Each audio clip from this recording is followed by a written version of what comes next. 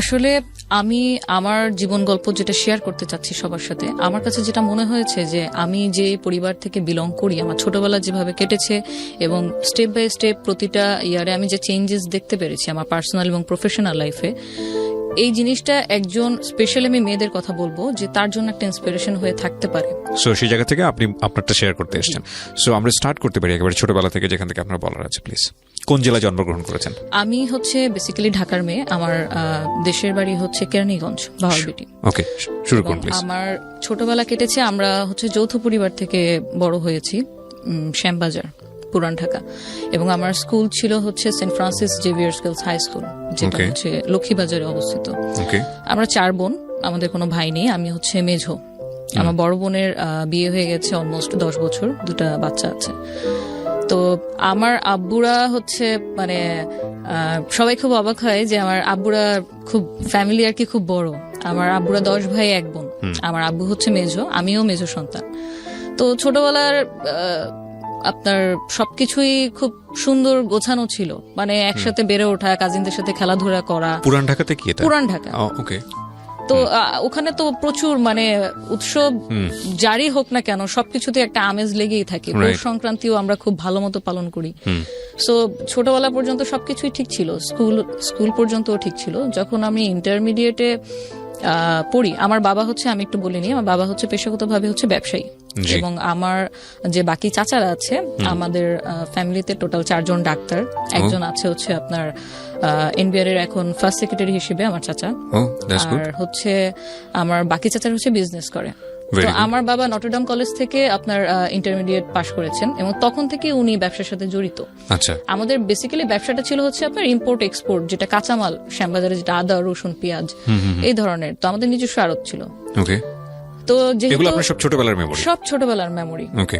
তখন পর্যন্ত মানে একদম স্পেসিফিক ভাবে যদি বলি যে ফিনান্সিয়ালি নিড বা অভাব জিনিসটা কি, এটা আমি কখনো বা আমার বড় বোনও কখনো আপনার ইন্টারমিডিয়েট পর্যন্ত আমরা ফেস করিনি বা ফিল করিনি। যেহেতু আব্বু আগে থেকেই পূর্ব ব্যবসায়ী ছিল, আমার চাচাদের মধ্যে যদি আমরা যেটা মনে করি ভালো থাকা, মানে সমাজে একটা ভালো থাকা, যেটা বলতে বুঝি যে নিজের একটা বাড়ি থাকবে, একটা গাড়ি থাকবে, এটাকে মোটামুটি সাধারণ জ্ঞানে আর কি আমরা ভালো থাকা বুঝি।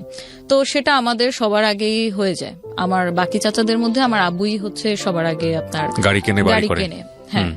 এবং তখন দেখা গেছে যে আমাদের যে স্কুলের যাতায়াত সবকিছুর জন্য আমাদের সাথে একজন বডিগার্ড ঠিক বলবো না, একজন কেয়ারটেকার থাকতো।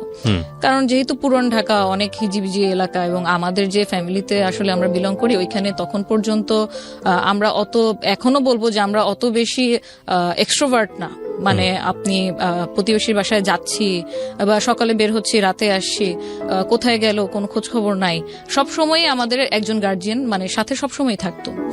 যাওয়ার ক্ষেত্রে কোনো বাইন্ডিংস নেই, বাট সবসময় থাকতো। তো তখন থেকে দেখা গেছে যে আমরা দেশের বাইরে কখনো যাওয়া হয়নি। আব্বু যেহেতু ব্যবসায়ী ছিল, খুবই ব্যস্ত থাকতো, বাট আমরা অলমোস্ট দেখা গেছে যে আমি ইন্টারমিডিয়েট পর্যন্ত অলরেডি 5-6 বার কক্সবাজার ঘুরতে চলে গেলাম, সিলেটে চলে গেলাম চাচাদের সাথে। তো এই ধরনের মেমোরিগুলো ছিল। আর আমাদের টিফিন কস্ট যেমন যদি বলি, আমারটা আমি আপনার স্কুলে যখন যাই, আমার যে ক্লোজ ফ্রেন্ড সার্কেল ছিল 5-6 জন, এদেরকে নিয়ে আমি কখনো একা খেতে পছন্দ করতাম না। তো পকেট মানি যেহেতু আব্বু দিত, তো তখন আব্বুর কাছে চেয়েই নিতাম যে আজকে আমরা এটা খাবো এটা খাবো। প্রতিদিনই দেখা গেছে যে আমরা টিফিন পিরিয়ডে তো টিফিন খাচ্ছি, দেন ছুটির পরেও আবার একটা আড্ডা হতো। তো এই নিয়ে মানে সবসময় হচ্ছে একটু দ্বিধাদ্বন্দ্ব থাকতো যে কি ব্যাপার, ছুটি হয়ে গেছে, তুমি এখনো বাসা থেকে স্কুল থেকে ফিরছো না? যে আব্বু আমি এখন খাচ্ছি, আমি খেয়ে চলে আসতেছি। ততক্ষণ পর্যন্ত কেয়ারটেকার আমাদের সাথে, মানে যেটাকে মনে হয় যে আপনার সোনার চামচ মুখে দিয়ে জন্মগ্রহণ করা, একদম ওই ট্রিটমেন্টটাই আমি ছোটবেলা থেকে পেয়েছিলাম। হ্যাঁ। তো যখন ইন্টারমিডিয়েটে ভর্তি হই, আমার ইন্টারমিডিয়েট ছিল তো মতিঝিল আইডিয়াল কলেজ। আমরা তখন আমাদের একটা নোয়া গাড়ি ছিল আর একটা পাজেরো ছিল। নোয়া এবং পাজেরো 2টা গাড়ি ছিল। তা আব্বু অ্যাজ ইউজুয়াল আগের মতোই ব্যস্ত। আমাদের যেহেতু ছোটবেলাটা থেকেই আমরা দেখেছি আব্বুকে একজন প্রতিষ্ঠিত ব্যবসায়ী হিসেবে। সো ওই বয়সে আসলে আব্বু কি ব্যবসা করছে, কার কার সাথে করছে, তার পার্টনার কয়জন, তার কত টাকা ঋণ আছে, বা তার কি কত টাকা সাকসেস আছে, তার ব্যাংক ব্যালেন্স কত, অ্যাসেট কি কি, এগুলো কিন্তু আমরা আসলে বুঝতে পারিনি, ইভেন কখনো জানতেও পারিনি। কারণ আব্বু যেহেতু খুব অল্প বয়স থেকে এন্টারপ্রেনার হয়ে গিয়েছিল, উনি বেসিক্যালি মেন ডিসিশনগুলো উনি একা একাই নিত। আচ্ছা। আর আমার আম্মুর কথা যদি বলি, আম্মু একান্তই পর্দানশীল এবং হচ্ছে আপনার ধার্মিক ছিল। সো আম্মুর সাথে আব্বু এই ধরনের ব্যবসায়িক আলাপচারিতা খুব একটা বেশি শেয়ার করতো না। আব্বুকে প্রায় দেখতাম যে হচ্ছে রাতে ঘুমাচ্ছে না, তো আমরা খুব মানে জিজ্ঞেস করতাম, জানার চেষ্টা করতাম, ঘুমের ট্যাবলেট নিচ্ছে, সবকিছু খাচ্ছে। আব্বুর আবার হার্টেরও প্রবলেম ছিল। মানে এরকম কখনো দেখেননি? এরকম কখনো দেখিনি, ওকে।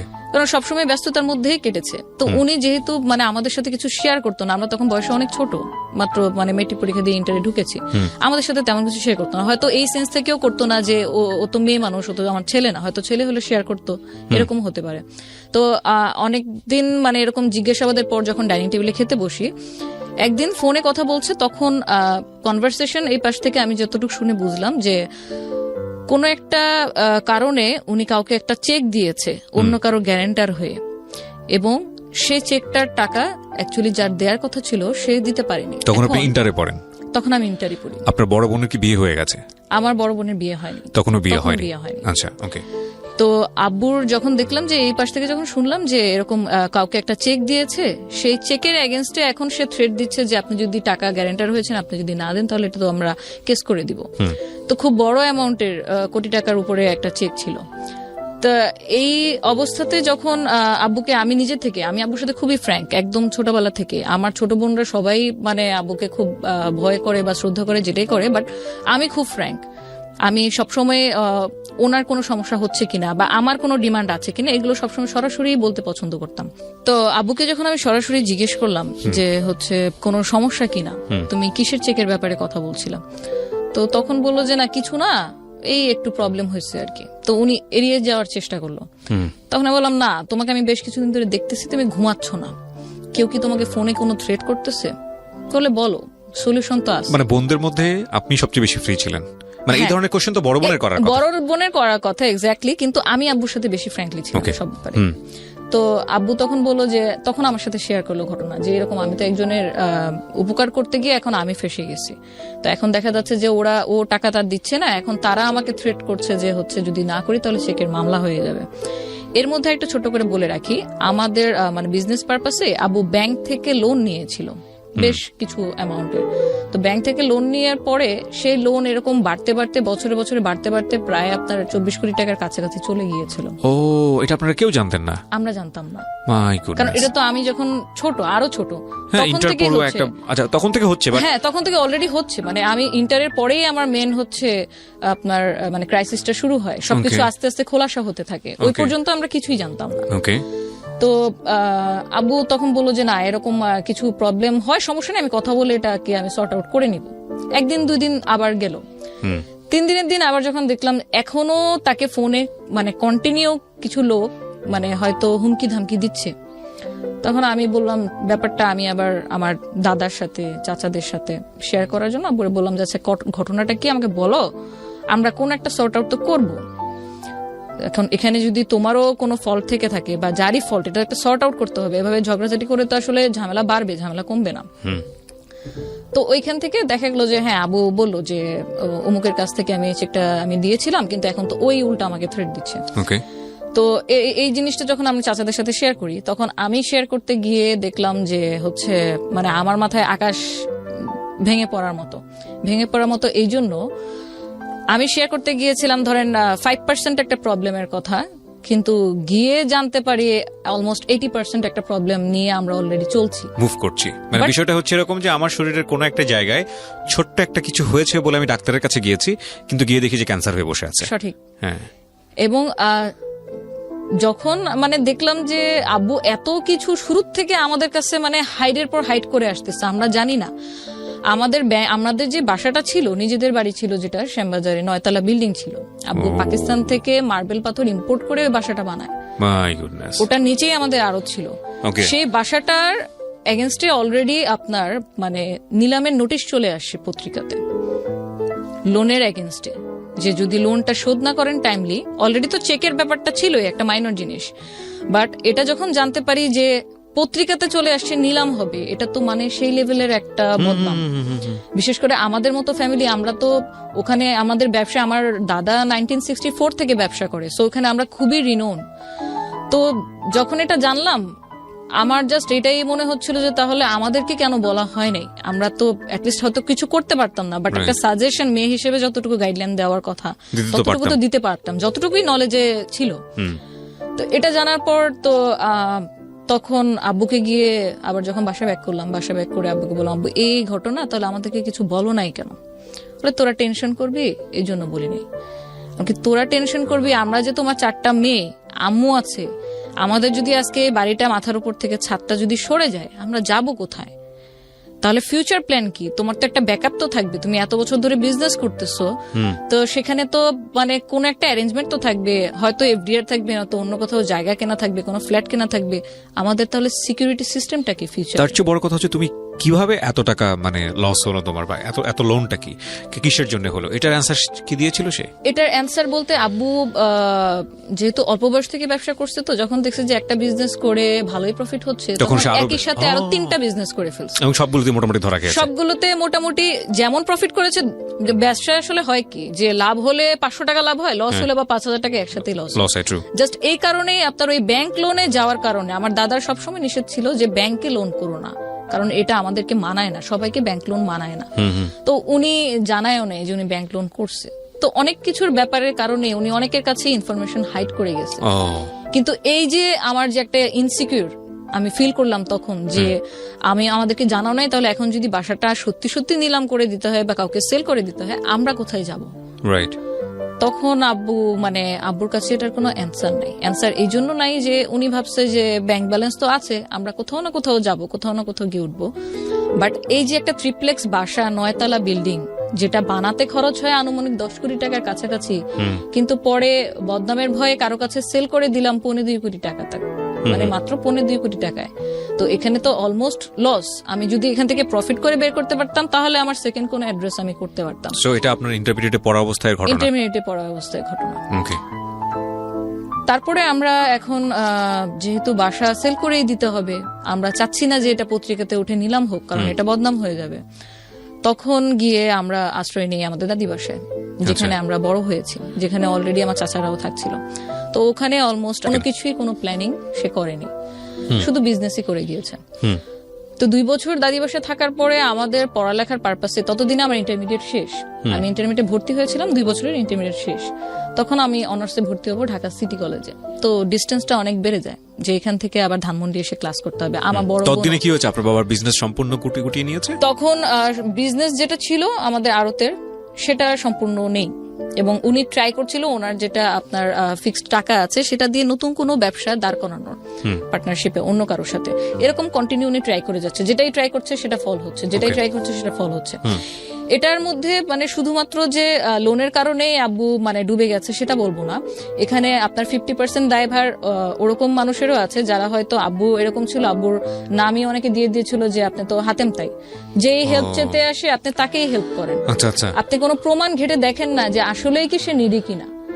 কেউ একজন এসে কান্না করলো আপনার সামনে, আপনি 2 হাত ভরে ড্রাই করে যা আছে আপনি দিয়ে দিলেন। তো এই যে আব্বুর অনেস্টির একটা মিস ইউজ, এটা কিন্তু উনি আমাদেরকে না জানায় অনবরত করে গেছে। নয়তো একটা মানুষ এত বছর ব্যবসা করছে, এতগুলো টাকা ওনার মানে ওইখান থেকে রেভিনিউ আসছে, তাহলে টাকাটা নিয়ে কেন কোনো ফিউচার প্ল্যানিং হয়নি? উনি কন্টিনিউ এই জিনিসগুলো করে গেছে, যে এই টাকা চাইছে আমার আজকে বাচ্চার অপারেশন করতে হবে, বা আমার ব্যবসা ডুবে গেছে, আমি একটা নতুন স্টার্ট আপ করবো, সেই ক্ষেত্রে আমাকে কি হেল্প করতে পারেন? এই মানে দান খয়রাত গুলো উনি কন্টিনিউ করে গেছে। এবং কারোর জন্য যদি আমি কোনো কিছু করি, সেটা যদি লোন হিসেবে হয়, সেটার এগেনস্টে তো একটা দলিল বা একটা ডকুমেন্ট কিছু একটা তো আমার থাকবে, যেহেতু সেটা আমি ফিডব্যাক পাবো। আব্বুর কোনো লোনের এগেনস্টে যাদেরকে লোন দিয়েছে কোনো ডকুমেন্ট ছিল না। সো যখন তাদের অবস্থা ভালোর দিকে চলে যায়, তখন কিন্তু তারা আব্বুকে চিনে নাই। তখন একদম মানে টোটালি অপোজিট হয়ে গেছে, কয়েন ঘুরে গেছে, তখন তারা আব্বুকে চেনে না। অলরেডি তো আব্বুর ব্যবসা ডাউন, এখন সে অনবরত স্ট্রাগল করছে কিভাবে, কারণ সংসার তো চালাতে হবে, 4টা মেয়ে। তখন আপনার বড় বোনের বিয়ে হয়নি? তখন আমার বড় বোনের বিয়ে হয়নি। আমি যখন সিটি কলেজে অনার্সে ভর্তি হই, তো অনার্সের সেকেন্ড ইয়ারে পড়াকালীন সময় আমার বড় বোনের বিয়ে হয়। তো আমার তো আগে ছিল পুরান ঢাকায় স্কুল, আমি যাতায়াত করতাম আমার নিজস্ব গাড়িতে। কিন্তু এখন সিনারিওটা পুরোটা মানে একটা সিনেমার মতো আর কি চেঞ্জ হয়ে গিয়েছে, যে এখন আমরা থাকি পুরান ঢাকায়, বাট আমাকে ক্লাস করতে যেতে হচ্ছে সিটি কলেজে। আমার বোন তখন পড়তো আপনার স্ট্যামফোর্ডে এনভায়রনমেন্টাল সায়েন্সে। তো যাতায়াত ব্যবস্থার জন্য আমাদের দাদিবাসায় যতগুলো গাড়ি ছিল আসলে সব চাচারাই যার যার পার্সোনাল গাড়ি ইউজ করতো। যে ডাক্তার সে তার গাড়ি নিয়ে বের হয়ে যাচ্ছে, যে ব্যবসায়ী সে তার গাড়ি নিয়ে বের হয়ে যাচ্ছে। তো এই কমিউনিকেশন গ্যাপটা কিভাবে ইরেজ করা যায় সবকিছুই দেখা গেল যে একটা টানাপোড়ার মধ্যে চলে আসতেছে। তো যে মেয়ে আমি কোনোদিন মানে গাড়ি ছাড়া কোথাও মুভ করিনি, আমি তখন বাসে উঠি, পাবলিক বাস মালঞ্চ বাসে করে আমি সূত্রপুর বাস স্ট্যান্ড থেকে আমি সিটি কলেজে আসা শুরু করি। কিন্তু বাসের টিকিট কিভাবে কাটতে হয়, কি বলতে হয়, বাসের হ্যান্ডেল কোনটা ধরে উঠবো, কোন সিটে বসতে হয়, বা আর কোনো ফর্মালিটিস আমি কখনো জীবনে কোনোদিন পাবলিক বাসে উঠিনি। বাসে ওঠার এক্সপিরিয়েন্স দুবারই হয়েছে, যেটা আমি মানে আমার স্কুল থেকে আমাদেরকে স্টাডি ট্যুরে পিকনিকে নিয়ে যেত তখন। সো আমি ওইখান থেকে যখন যাতায়াত শুরু করি, আমি গাড়ির ব্যবস্থা যখন সাপোর্টটা দাদিবাসার থেকে পাইনি বলবো না, পেয়েছি সময়ে অসময়ে, কারণ যেহেতু সবাই পার্সোনাল গাড়ি ইউজ করে সবসময় ওরকম হতো না। তো আমার ক্লাস থাকতো ধরেন সকাল 8:45-টার মধ্যে, 7:30-টার মধ্যে ক্লাস শুরু হয়ে যাবে এবং 1টার মধ্যে ক্লাস শেষ। বাট সেই আমাকে উঠতে হতো ভোর 6টায়, আমি বাস কাউন্টারে গিয়ে তারপর হচ্ছে বাসের টিকিট কেটে আমি 7:45-টার মধ্যে ক্লাসে উপস্থিত। এবং আমাদের সিটি কলেজের রুলসটা এত স্ট্রিক্ট ছিল যে 85% যদি আমার প্রেজেন্ট না থাকে সেক্ষেত্রে আমাকে পরীক্ষাতে অ্যালাউ করা হবে না।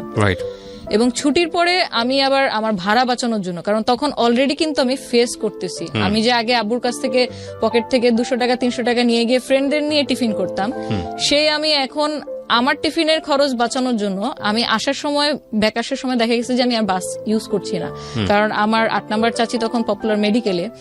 তো আমি স্টার কাবাব যেটা আছে ধানমন্ডিতে সিটি কলেজের পাশেই, ক্লাস শেষে 1টা থেকে বিকেল 5টা পর্যন্ত স্টার কাবাব বেকারিতে আমি ওয়েট করতাম। তো ওয়েট করতে করতে দেখা গেছে যে মানে এতক্ষণ তো আসলে একা একা বসে থাকা যায় না, গেলাম কিছু খেলাম, কিন্তু কতক্ষণ আর এভাবে বসে থাকবো, ব্যাগ নিয়ে কখনো কখনো ঘুমিয়েও যেতাম। এই জিনিসটা আমার সাথে রিপিটেশন চলতে থাকে অলমোস্ট 5 বছর অনার্স চলাকালীন সময়। তো তখন দেখা গেছে প্রতিদিনে যদি আমার 30 টাকা বা 40 টাকা করেও আমার টিকিটের খরচটা আমি বাঁচাই, সেটা আমি পরবর্তীতে আমি আরেকদিন টিফিন করতে পারছি।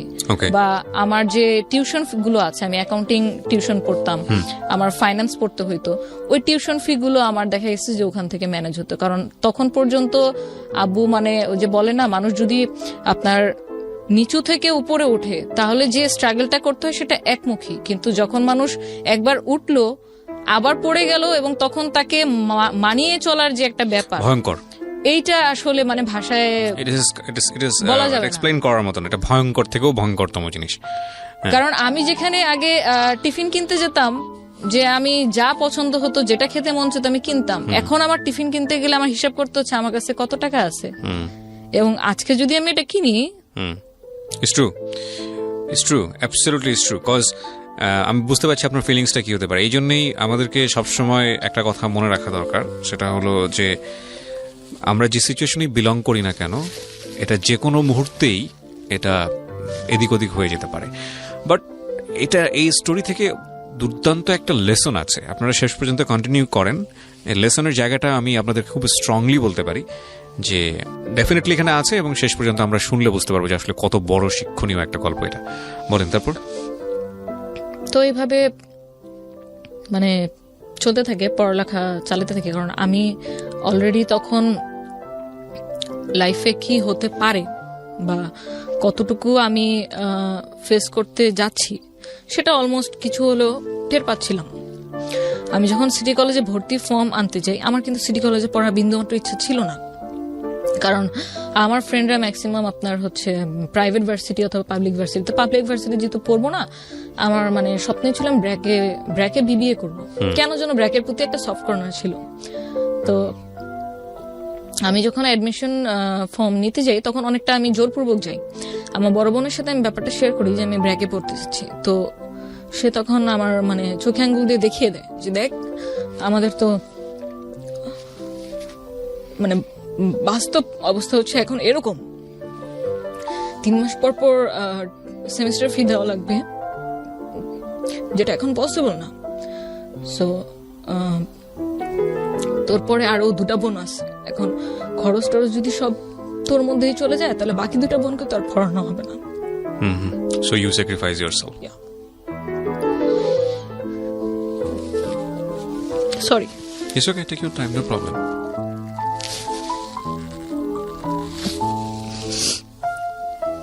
ভেরি লার্নিং স্টোরি প্রিয় দর্শক এবং শ্রোতা, শেষ পর্যন্ত শুনবেন আপনারা। একটা মেয়ে বাংলাদেশে কি পারে এবং একজন নারী বাংলাদেশে কি পারে সেটা শিখতে হলে, জানতে হলে এই গল্পটা আমাদের শেষ পর্যন্ত শোনা উচিত। তারপর কি হলো? তারপর আমি তো ভর্তি হলাম, অ্যাকাউন্টিং আমার ফেভারিট সাবজেক্ট ছিল ইন্টারে থেকে, ইন্টারে ভর্তি হলাম যে ঠিক আছে,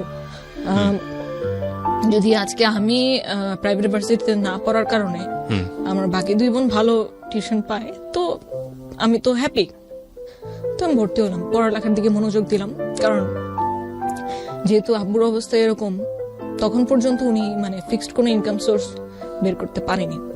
সেভিংস যা ছিল ওটাই ভেঙে ভেঙে ভেঙে এভরি সিঙ্গেল মোমেন্টসে আমরা চলতেছি। ফ্যামিলিতে একটা আর্থিক টেনশন, কি হবে এরকম একটা ব্যাপার, ফিউচারটা কোন দিকে যাবে, 4টা বোন এবং বাবার এই অবস্থা। তারপর আমি অনার্স কন্টিনিউ করছি, টিউশন এদিক দিয়ে কন্টিনিউ করছি। আমরা একটা পর্যায়ে ফিল করলাম যে এইভাবে আসলে এত দূর থেকে বোনদের যাতায়াত করা, আমার ছোট বোন, আমার ইমিডিয়েট ছোট বোন যে ছিল সে হচ্ছে আবার আপনার গুলশান মানারাত স্কুলে তাকে দিলাম, ইংলিশ মিডিয়াম স্কুল, ইংলিশ মিডিয়ামে আমার একদম ছোটটা। আর ইমিডিয়েট যেটা ছিল সে ঢাকা কমার্স কলেজে। তো প্রত্যেকটা ইনস্টিটিউশনই আমাদের পুরান ঢাকা থেকে খুব দূরে। তো পড়াশোনার তাগিদেই মেইনলি আমরা তখন মোহাম্মদপুর শিফট হয়ে যাই। ওকে। মোহাম্মদপুর শিফট হওয়ার পরে আমার বড় বোনের বিয়ে। মোহাম্মদপুর যে শিফট হয়ে আমরা যে বাসাটায় উঠি ইকবাল রোডে, বাসা ভাড়া ছিল মান্থলি 50,000 টাকা, এবং আপনার সার্ভিস চার্জ বাকি অ্যাডিশনাল ইউটিলিটি সবকিছু মিলে অলমোস্ট আরো 5,000, মানে 55,000 টাকার মান্থলি। মানে এখানে একটা আমাদের প্রশ্ন আসতে পারে দর্শকদের, যে যেহেতু আপনাদের ওই পরিমাণ এফোর্ট ছিল না, তাহলে এত হাইলি মানে ভাড়া দিয়ে এত দামি বাসায় কেন ওঠা দরকার? আচ্ছা, এই ব্যাপারটা টোটালি মানে আমি ব্লেম ঠিক বলবো না, মানে ডিসিশন মেকার ছিল আমার আব্বু। আচ্ছা, আমার আব্বু সবসময় আমাদেরকে যেভাবে লালন পালন করে মানে বড় করেছে ওটাই রাখতে চাইতো। মানে আমার মেয়েরা কষ্ট করবে, তাদের কষ্ট হবে। ইভেন আমি যে বাস জার্নি করি এটা আব্বুর পছন্দ ছিল না। আব্বু চাইতো যে আমি সবসময় সিএনজি দিয়ে আসি, কিন্তু আমি তো জানি, আমি তো ক্যালকুলেট অলরেডি করছি যে আমি যদি প্রতিদিন পুরান ঢাকা থেকে 300-350 টাকা সিএনজি ভাড়া দিয়ে আসি, তাহলে আমার মান্থলি আমার পিছনে শুধু সিএনজি ভাড়া কত চলে যাচ্ছে। এবং সেটা যদি আমি কিছুটা হলেও সেভ করতে পারি, ওটা তো আমি আরেকটা কাজে, আমার হয়তো কোনো একটা কোচিং এর কাজে আমি ইউজ করতে পারবো। তো সেই জন্য দেখা গেছে আমি কোনো না কোনো ভাবে ওনাকে কনভিন্স করে নিয়েছি।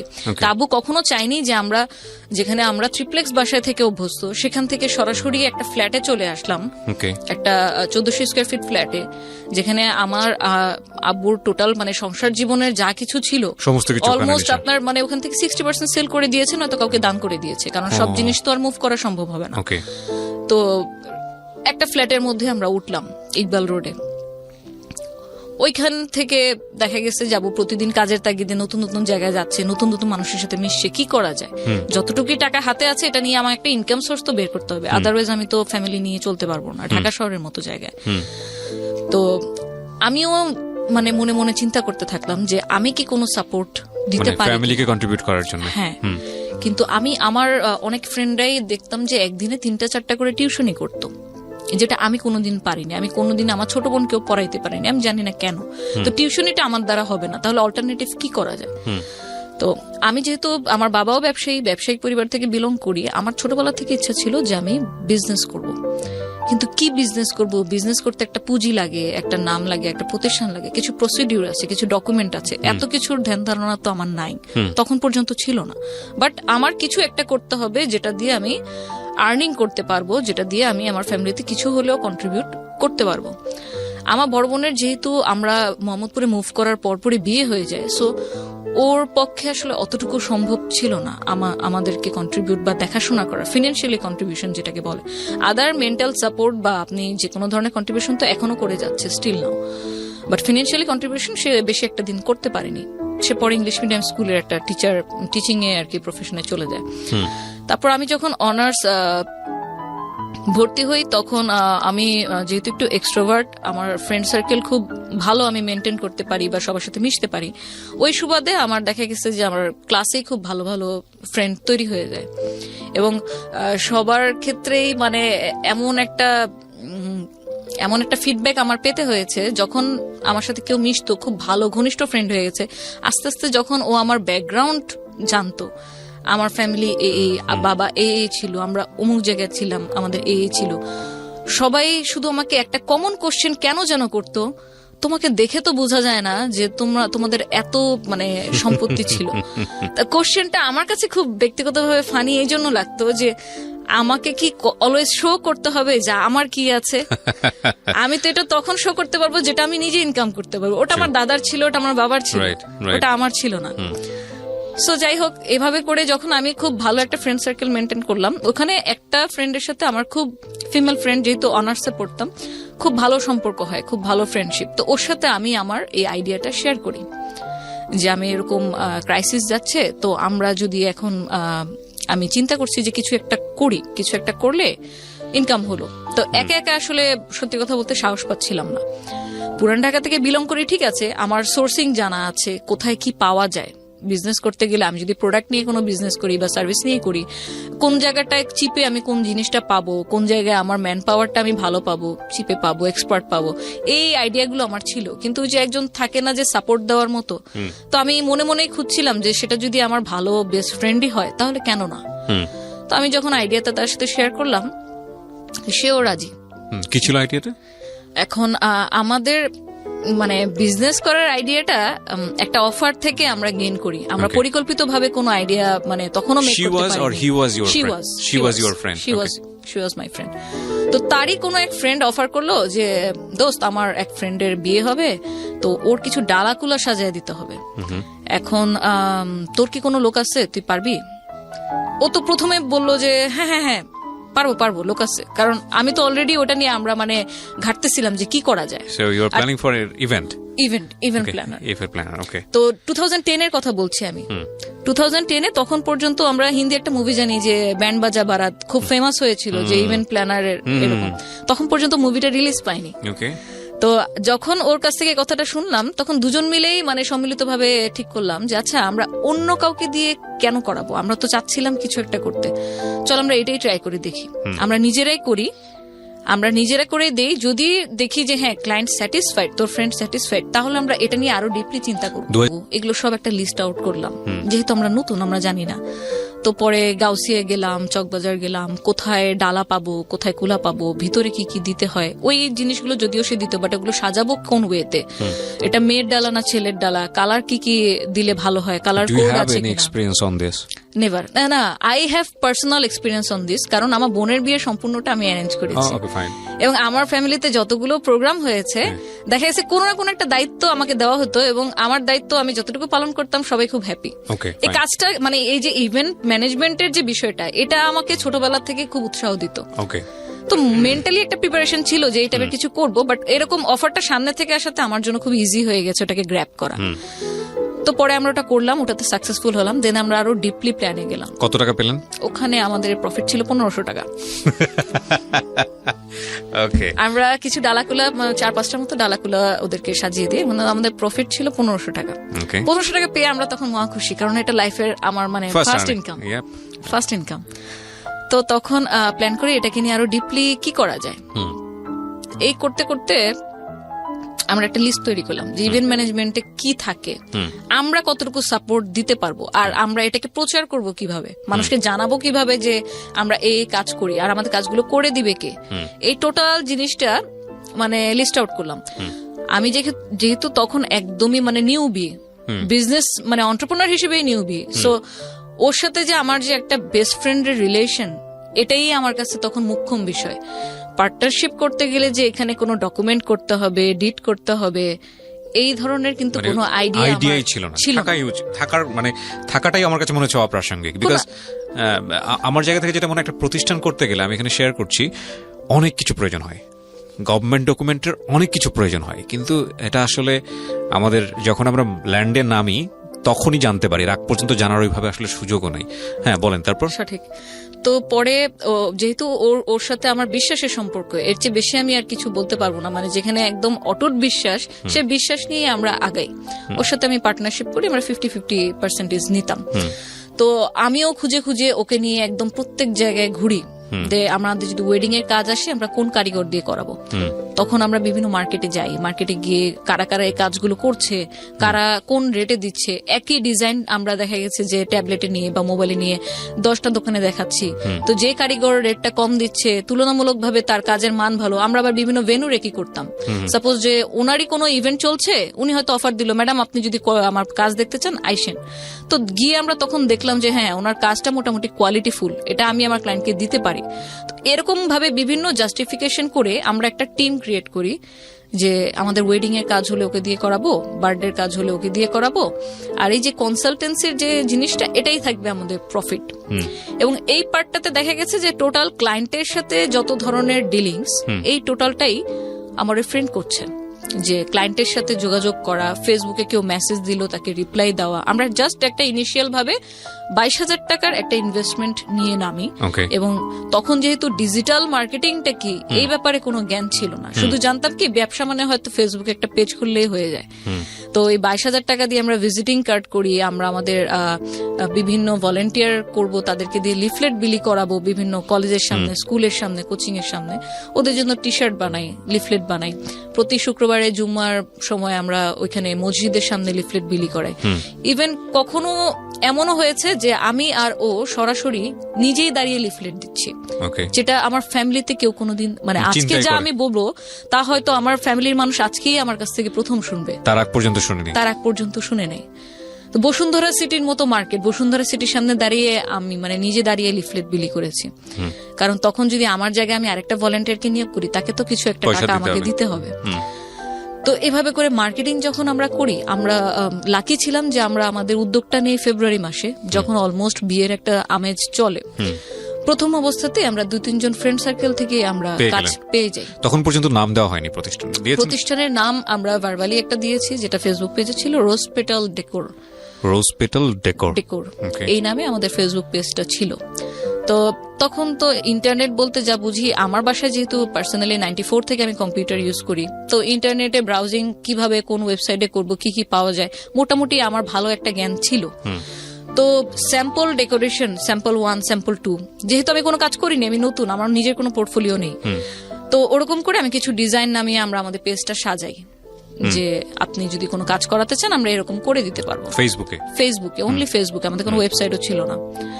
তো পরে ওখান থেকে কিছু কাজ আসে, আমি যে অলরেডি কাজ শুরু করে দিলাম, আমি কাজ করছি, উইদিন 6 মান্থ আমার বাসায় কেউ জানতো না। এবং এটার কারণটা যদি বলি, আমি জানতাম যে এটা আমার বাসায় অ্যাকসেপ্ট করবে না।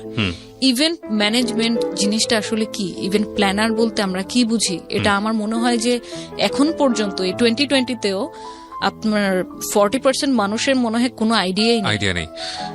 ইভেন্ট ম্যানেজমেন্ট জিনিসটা আসলে এখন পর্যন্ত প্রায় 40% এর মানুষ অ্যাকুরেট বোঝে না যে ইভেন্ট ম্যানেজমেন্টটা কি। এই কারণে আমি আমার বাসায় শুরু থেকে বলতে চাইনি, কারণ আমি মানে আব্বুর সাথে যেহেতু আমি আগেও মেনশন করেছি যে অনেক ফ্রি, আমি অনেক স্টাডি ট্যুরে চলে গিয়েছি, শুধু একটা হোয়াইট পেপার দিয়ে যাবো, একটা সাইন করে দাও। কারণ আমাদের স্কুলের বা কলেজের নিয়ম ছিল যে পারমিশন লেটার লাগবে গার্জিয়ানের, তাহলে তুমি যেতে পারবা। তো সেই জায়গা থেকে আমি জানতাম, আব্বুকে বুঝতাম যে কোন কাজটা করতে গেলে এখানে বাধা আসবে। কিন্তু আমি কিন্তু ভেতর তখন এটাও ফিল করছি যে আমি যদি এখন কোন একটা স্টেপ না নেই, তাহলে যেভাবে চলছে এভাবে আদৌ কয়দিন চলতে পারবে। তো এই জন্য আমি জানাইনি, ইচ্ছে করে আমি ইন্টেনশনালি 6 মাস পর্যন্ত আমি জানাইনি। ইভেন হয়তো আমি আরো বেশি দিন জানাতাম না, কিন্তু যখন দেখলো আমি রাত জাগা শুরু করলাম, রাত জেগে আমি ডিজাইন করতাম, বিভিন্ন ডিজাইন কালেকশনে নামাতাম, আমি ক্রিয়েটিভ কাজ করতাম, আমার বার্থডে সেটটা কিরকম হলে ভালো হয়, মেয়েদের জন্য হলে কি, বিভিন্ন অফার টফার আমাদের পেজে দেওয়া লাগতো। তারপর একদিন যখন আমার লিফলেট কিছু আমার বাসায় ছিল, আব্বু একদিন এমনিতেই হয়তো আমার অ্যাবসেন্সে রুমে ঢুকে তখন লিফলেটটা হাতে পেয়ে গেল। এটা মানে উনি ওয়েট করছিল যে কখন আমি বাসায় ব্যাক করব কলেজ থেকে। তো সেই দিন তো একদম পুরা ধরা। তা আমি আবার ছোটবেলা থেকে এরকম, ভালো হোক মন্দ হোক যেটাই হোক, আমি মিথ্যা কথা কখনো বলি না, কারোর সাথেই না। এখন যদি আমাকে মার খেতে হয়, বকা খেতে হয়, খাবো, কিন্তু মিথ্যা বলবো না, কারণ মিথ্যা একদিন 2 দিন 3 দিন আমাকে সেভ করবে। এরপরে সো আব্বুকে বললাম যে আব্বু আমি এরকম বিজনেস শুরু করছি। কিসের বিজনেস? এগুলো কি? বেলুন দিয়ে ডেকোরেশন, বিয়ের স্টেজ, এগুলো কি? তা আমি বললাম যে আমি বিজনেস শুরু করছি আমার ওই ফ্রেন্ডের সাথে। তো আমাদের এমনিতে কোথাও মুভ করতে হয় না, কারণ আমি তো জানি ওনার কনসেপ্টটা। আমি কোথাও যাচ্ছি, একা যাচ্ছি, গাড়ি ছাড়া যাচ্ছি, কোথায় যাচ্ছি, এগুলো নিয়ে তো উনি তো কনসার্ন হবে, এবং সেটা আমাকে করতে দিও না 100% শিওর। তো ওনাকে কনভিন্স করার জন্য আমার যতটুকু ইনফরমেশন ওনাকে দেওয়া দরকার ততটুকু দিলাম, যে দেখো আমি আমার ফ্রেন্ডের সাথে করতেছি, এটা একটা অনলাইন বেস, আমাকে কোথাও যেতে হয় না, আমি বাসায় থেকে কাজ করি, নেটে আমাদের অর্ডার আসে, আমি নেটেই আবার মেইল করে এই জিনিসটা আমি আমার লোককে পাঠিয়ে দিই যে আমার অমুক ভেন্যুতে। কিছুটা ইনফরমেশন একে আমাকে হাইড করতে হয়েছে, না তো আমি আগাতে পারবো না। পরে উনি কোনোভাবে ওই দিনটা পার হইলো, বাট দেন যখন উনি এটাকে আরো ডিপলি বোঝার চেষ্টা করলো, আমারই তো বাবা, আমার শরীরে ওনার রক্ত, তো আমিও যেরকম ওনাকে ডিপলি বোঝার চেষ্টা করি, উনিও আমাকে ডিপলি বোঝার চেষ্টা করে। তো একদিন এরকমই খাওয়ার টেবিলে বসে জিজ্ঞেস করতেছে যে হচ্ছে এরকম এখন পর্যন্ত কবে এটা আসলে স্টার্ট করলাম, আর ওনাকে জানাইনি কেন, টাকাই বা পেলাম কোথায়। তো পরে আস্তে আস্তে আমি বললাম যে এরকম আমরা দুজন মিলে যেহেতু করছি, একার উপর বার্ডেনটা পড়েনি, কিছু আমার সেভিংস ছিল, কিছু রোজারিদের আমার ঈদি ছিল, সবকিছু মিলিয়ে আমি করছি। তো বলে তো এখন এটা অফিস, কারণ ওনার তো মেন্টালিটি ওরকমই যে আমার একটা অফিস থাকতে হবে, একটা ইনস্টিটিউশন থাকতে হবে, যেখান থেকে অর্গানাইজেশন থাকতে হবে, যেখান থেকে আমার আন্ডারে লোক কাজ করবে, আমি ওখানে বসে বসে অফিস করব। ওনার মেন্টালিটিটা এরকমই। বললাম অফিস তো এখন ইনিশিয়াল পর্যায়ে তো আর অফিস নেওয়া যাবে না, এখন তো আমাদের ওরকম পুঁজি নেই। তো উনি আমাকে অফার করলো যে আচ্ছা এই বিজনেসে ফিউচারটা কি শুনি, তাহলে আমি তোকে টাকা দিতেছি। কিন্তু আমাদের দুজনেরই মাইন্ডসেট এরকম ছিল যে আমরা এটা নিয়ে কতটুকু আগাতে পাবো এই ব্যাপারে তো আমরা নিজেরাই নিশ্চিত না। সো হোক সেটা বাবার টাকা, কিন্তু অলরেডি আমি একটা ক্রাইসিস পজিশনে আছি, আমার বাবার টাকার প্রত্যেকটা টাকা কিভাবে একদম 100% ইউটিলাইজ করা যায় সেই চেষ্টাতেই আছি। সো এখান থেকে আমরা কোনো সাপোর্ট নিব না, ওর ফ্যামিলি থেকে কোনো সাপোর্ট নেয়নি, আমিও নেইনি। তাবুকে বললাম যদি লাগে আমি চেয়ে নিব।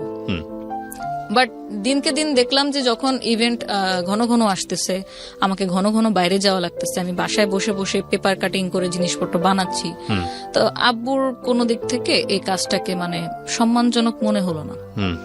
ওনার দৃষ্টিভঙ্গি থেকে মনে হলো যে আমি হয়তো কোনো সহজ সরল ভাষায় যেটাকে কামলা খাটা বলে, যে আমি কামলা খাটতেছি, এটা কোনো ব্যবসায় পর্যায়ে পড়ে না, এটাকে ব্যবসা বলে না।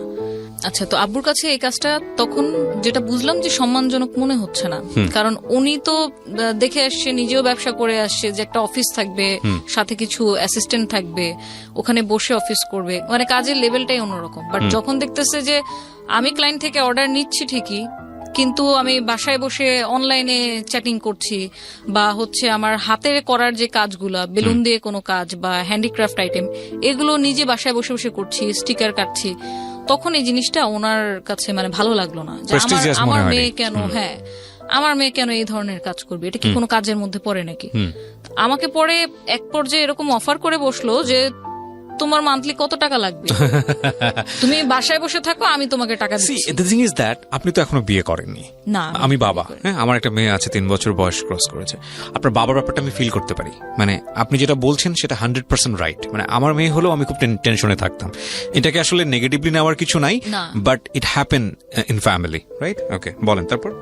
তো তারপর যখন আমাকে যখন দেখলো আমি কাজে খুব মশগুল হয়ে যাচ্ছি, খুব ডিপলি কাজটা আমার পড়াশোনার ক্ষতি করে না, বাট আমি কাজটাকে খুব পছন্দ করছি, যত দিন যাচ্ছে আমি এটাতে বেশি ইনভলভ হয়ে যাচ্ছি। আগে হয়তো মান্থলিতে একটা কাজ করতাম বা 2টা, এখন এমনও হয়েছে যে এটা অলমোস্ট আমার 1 বছর হয়ে গেছে, 1 বছর 1.5 বছর রানিং আমার ব্যবসার। তো তখন দেখা গেছে যে আমার একটু বেশি বেশি অর্ডার আসতেছে, তখন অফ সিজনেও আমি কাজ করতেছি, আমাকে পেমেন্ট দেওয়ার জন্য বাসায় বিভিন্ন লোক আসতেছে, হয়তো নিচে দাঁড়াচ্ছে যে ম্যাডাম পেমেন্টটা নিয়ে আসছি, এটা একটু কালেক্ট করার জন্য। তো এই যে লোকজন আসতেছে, আব্বুর এটাও টেনশন হয় একজন বাবার দৃষ্টিকোণ থেকে, যে এই যে লোকটা আসলো তার ব্যাকগ্রাউন্ড কি, সে জাজ করতেছে যে হচ্ছে এখন তো আজকে হয়তো সে তোর আন্ডারে আছে, হয়তো ওয়ার্কার বেসিসে আছে, দিনমজুর হিসেবে আছে, কিন্তু এটা কি অ্যাকচুয়ালি মানে ভালো কিনা লোকটার, মানে আমরা যখন কাউকে এমপ্লয়েড করি তখন তো তার সিভি নেই বা কিছু নেই, বাট আমার তো ওদেরকে আসলে হাজিরা বেসিসে কাজ করা। ওর ব্যাকগ্রাউন্ড সম্পর্কে সত্যি কথা বলতে একটা এনআইডি কার্ডও আমার ছিল না। সো আব্বুরও এই কনসার্ন থাকাটা মানে ঠিক ওনার জায়গা থেকে। তো যখন দেখলাম বেশি বেশি ইনভলভ হচ্ছি, তখন আমাকে একটা পর্যায়ে অফারই করে বসলো যে হচ্ছে দেখো তুমি এরকম প্রতিদিন বাইরে যাও, বিভিন্ন ভেনুতে যাও, এই যে ভেনুতে দাঁড়ায় থাকো, মানুষ আসে কোশ্চেন করে তোমাকে, এটা এরকম কেন হয়েছে, এটা ঠিক করে দেন, একটা পেইন নেওয়া, মানুষের কথা শোনা, আবার একদম লাস্ট পর্যন্ত থেকে তাদেরকে হ্যান্ড ওভার করে দেওয়া। কেউ কেউ অনেকে বিলও কম দিচ্ছিল তখন প্রথম যে ডিড হয়েছে সাপোজ কথার কথা যে 20,000 টাকা কোনো একটা কাজ, সেখান থেকে আমাকে দেখা গেছে যে 5,000 টাকা কেটে দিচ্ছে, 2,000 টাকা কেটে দিচ্ছে। তো এই জিনিসগুলা উনি তো ওনার জায়গা থেকে কিছু হলেও বুঝতে পারতেছিল, কারণ অ্যাকচুয়ালি আমি তো একদম মানে কাদামাটি থেকে গড়ে ওঠা মানুষ। সো তখন বলো যে তোমার মান্থলি কত টাকা হাত খরচ লাগবে বলো, আমি তোমাকে দিচ্ছি, কিন্তু তুমি এই কাজটা অ্যাটলিস্ট করো না, আমার মান সম্মানটা কিছু হইলেও রাখো। ওনার খুব মানে প্রেস্টিজে লাগলো যে আমি এই ধরনের কাজ কেন করছি। এই জায়গা থেকে মেন কনফ্লিক্টটা আব্বুর সাথে আমার শুরু হয়। আমি হচ্ছে যে না, আমি করব কাজ, কোনো কাজকে আসলে ছোট করে দেখা যাবে না। আমার দাদার সিম্পল একটা ব্যাকগ্রাউন্ড যদি বলি, উনি কিন্তু পাকিস্তান 1964 থেকে উনি বিজনেস করে, কিন্তু উনি কি এক লাফে শিল্পপতি হয়ে গেছে তা তো না। ওনার কিন্তু একটা স্ট্রাগল ছিল, সাইকেল চালিয়ে হাটে পান নিয়ে চলে যেত, পাকিস্তান বর্ডারে পান বিক্রি করতো, গামছা বিছিয়ে কলা বিক্রি করতো। যখন আপনার দোকান ছিল আড়তে, আমাদের প্রথম আড়ত, তখন আমার দাদা কখনো এটা চিন্তা করেনি যে হচ্ছে আমার আজকে যদি আমি মজুদ, এখন আমরা রিসেন্টলি যেটা দেখি পেঁয়াজের দাম কেন বেড়ে যায়, আদার দাম কেন বেড়ে যায়, আমার দাদা কখনো মজুদ করে রাখতো না। ওনার হিসাব ছিল আমার আজকে খাবারের মতো টাকা উঠে গেছে, আমি শাটার বন্ধ করে বাসায় যেয়ে ফ্যামিলিকে টাইম দিব। সো ওই জিনিসটা না আমার ভিতরেও কাজ করতো যে যদি আমার দাদা কলা বিক্রি করতে পারে, উনি যদি পান বিক্রি করতে পারে মানুষের কাছে, দেন তো ইম্পোর্ট ব্যবসা শুরু করলো। কি ছিল মানে কি করেছিল শেষ পর্যন্ত? ওনার তো হচ্ছে উনি ইন্ডাস্ট্রিয়ালিস্ট ছিল, ওনার রেক্সিনের ফ্যাক্টরি, তারপর হচ্ছে আমাদের যে এটা হচ্ছে আমাদের মানে পিতৃগত ব্যবসা, যেটা যে ইম্পোর্টার কাঁচামালের, আমাদের এখন বর্তমানে এখন পর্যন্ত 2টা আড়ত আছে ওখানে। আমার দাদা মানে কাঁচামাল বলতে মানে সব ধরনের বাজারের কাঁচা সবজি থেকে শুরু করে সমস্ত কিছু, যে আদা রসুন পেঁয়াজ তারপর মরিচ এগুলো। এখন তাহলে আমি যদি আজকে আমি নিজে লিফলেট বিলি করলাম, বা নিজে দেখা গেছে যে আমার ফুলের ওয়ার্কারের জায়গায় আমি তো প্রত্যেকটা কাজ বলবো হাতে ধরে শেখা, আমি যে শুধুমাত্র ভেন্ডর হায়ার করেছি তা না।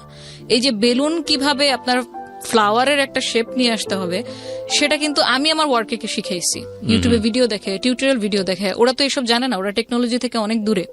সো প্রতিটা কাজ আমার হাতে দেখিয়ে করানো। তো আমার কথা হচ্ছে যে যদি আমি কোনো কাজ করে সেটা সম্মানের সাথে, অনেস্টের সাথে যদি আমি আর্ন করি, সেটাতে তো লজ্জার কিছু নেই। এখন যদি একটা সিএনজি ওয়ালার কথা বলি, সে তো অ্যাটলিস্ট ভিক্ষা করছে না, সে কাজ করছে, কাজ করে কামাচ্ছে, তাকে তো হচ্ছে আমরা অসম্মানের চোখে দেখতে পারি। তো আব্বুর সাথে যেটা দেখা গেছে, আব্বুর জায়গা থেকে দাঁড়িয়ে তার মেয়ে হিসেবে আমাকে যেটা বলছিল সেটা আমি নিতে পারছিলাম। তো এই জায়গা থেকে কিছু আপনার দ্বন্দ্ব রেগুলারই হচ্ছে। তারপর আমি ফটোগ্রাফি শুরু করি, ফটোগ্রাফিও করি, আমার ফটোগ্রাফি করার শখ ছিল। ওটা নিয়েও দেখা গেল যে না, মানুষের ছবি তোলা ঠিক হবে না, মানুষের ছবি তোলা ঠিক না, এটা এগ্রি করি, এবং এগ্রি করি বলেই আমি 2 বছর কন্টিনিউ করে তারপর আর ফটোগ্রাফি করিনি। তো দিন যত যেতে থাকে আমার দিক থেকে আপনার মানে স্কোপটা কমতে আসে। আমি এক সময় হতাশ হয়ে যাই যে আমি তো বাসায় তখন অলরেডি মান্থলি কিছু না কিছু দিচ্ছি, দেখা গেছে যে হচ্ছে আমার প্রতি মাসে বাজারটা হয়তো আমি করে ফেলতেছি। এবং মোহাম্মদপুরে যাওয়ার পর থেকে যেটা হয়েছে যে আমাদের ওই যে একটা কেয়ারটেকার থাকার যে একটা ছোটবেলা থেকে বেড়ে ওঠা, ওই কেয়ারটেকার জিনিসটা আর ছিল না। এখন নিজেদের কেয়ার নিজেদেরই করতে হবে। সো যেহেতু মোহাম্মদপুর থাকি, আমি বাজার, কাঁচা বাজার যেটাকে বলে বাসার সদাই কেনা, এটা আমিই করতাম। আমাকে ছোটবেলা থেকে আমার চাচা চাচি, খালা খালু, মামা এরা বলতো যে এটা তো কুতুবের, আমার আব্বু আর কি কুতুবের মেয়ে না, ও হচ্ছে কুতুবের ছেলে। কারণ ওই যে ছোটবেলা থেকে এই ধরনের কাজ আমি করি। তো বাজারে একদম টোটালি 2010 থেকে শুরু করি, এখন 2020 চলে, 10 বছর ধরে আমার বাসার বাজার আমিই করি এখন পর্যন্ত। তো তখনও কন্ট্রিবিউট করছি, হয়তো কিছু কন্ট্রিবিউট করতে পারতেছিলাম বলে আব্বু একদম টোটালি জিনিসটাকে মানে ডিসএগ্রি করতে পারেনি। আচ্ছা করতেছে করুক, কিন্তু আব্বুর ধারণা এবং সবার ধারণা, আমার বোনের ধারণাও এটা ছিল যে ইভেন্ট ম্যানেজমেন্ট জিনিসটা মানুষ ভালো চোখে দেখে না। তারা ইভেন্ট বলতে ভাবে যে হয়তো আমরা যেটা দেখি বিভিন্ন ফেয়ারে গেলে আপনার রিপ্রেজেন্টেটিভ থাকে, কিছু, ফর্মাল ড্রেসে পরা, আইডি কার্ড ঝুলানো, কি লাগবে স্যার, কি সার্ভিস দিতে পারি, এই ধরনের। ওনাদের কনসেপ্টটা অতটুকুর মধ্যে সীমাবদ্ধ ছিল যে দেখ মানুষ তো আর বুঝবে না যে তুই এখানে নিজে ভেনুতে মানে তুই মালিক, তুই ডিরেকশন দিচ্ছিস কিন্তু কাজ করতেছে তোর আন্ডারে অন্য কেউ। মানুষ কিন্তু ইভেন্ট ম্যানেজমেন্ট বলতে এটাই ভাববে যে তুই নিজে ফিজিক্যালি ওইখানে গিয়ে হয়তো এরকম সবার সাথে মানে অ্যাজ এ জব টাইপের কাজ আর কি এরকম করতেছিস। তো এটা আসলে আমাদের সাথে যায় না। আমাদেরকে মানুষ কি বলবে, যারা পরিচিত আত্মীয় স্বজন আছে এরা তো এটা ভালো চোখে দেখবে না, ইভেন দেখছে না এখন পর্যন্ত, তুই এটা ছেড়ে দে।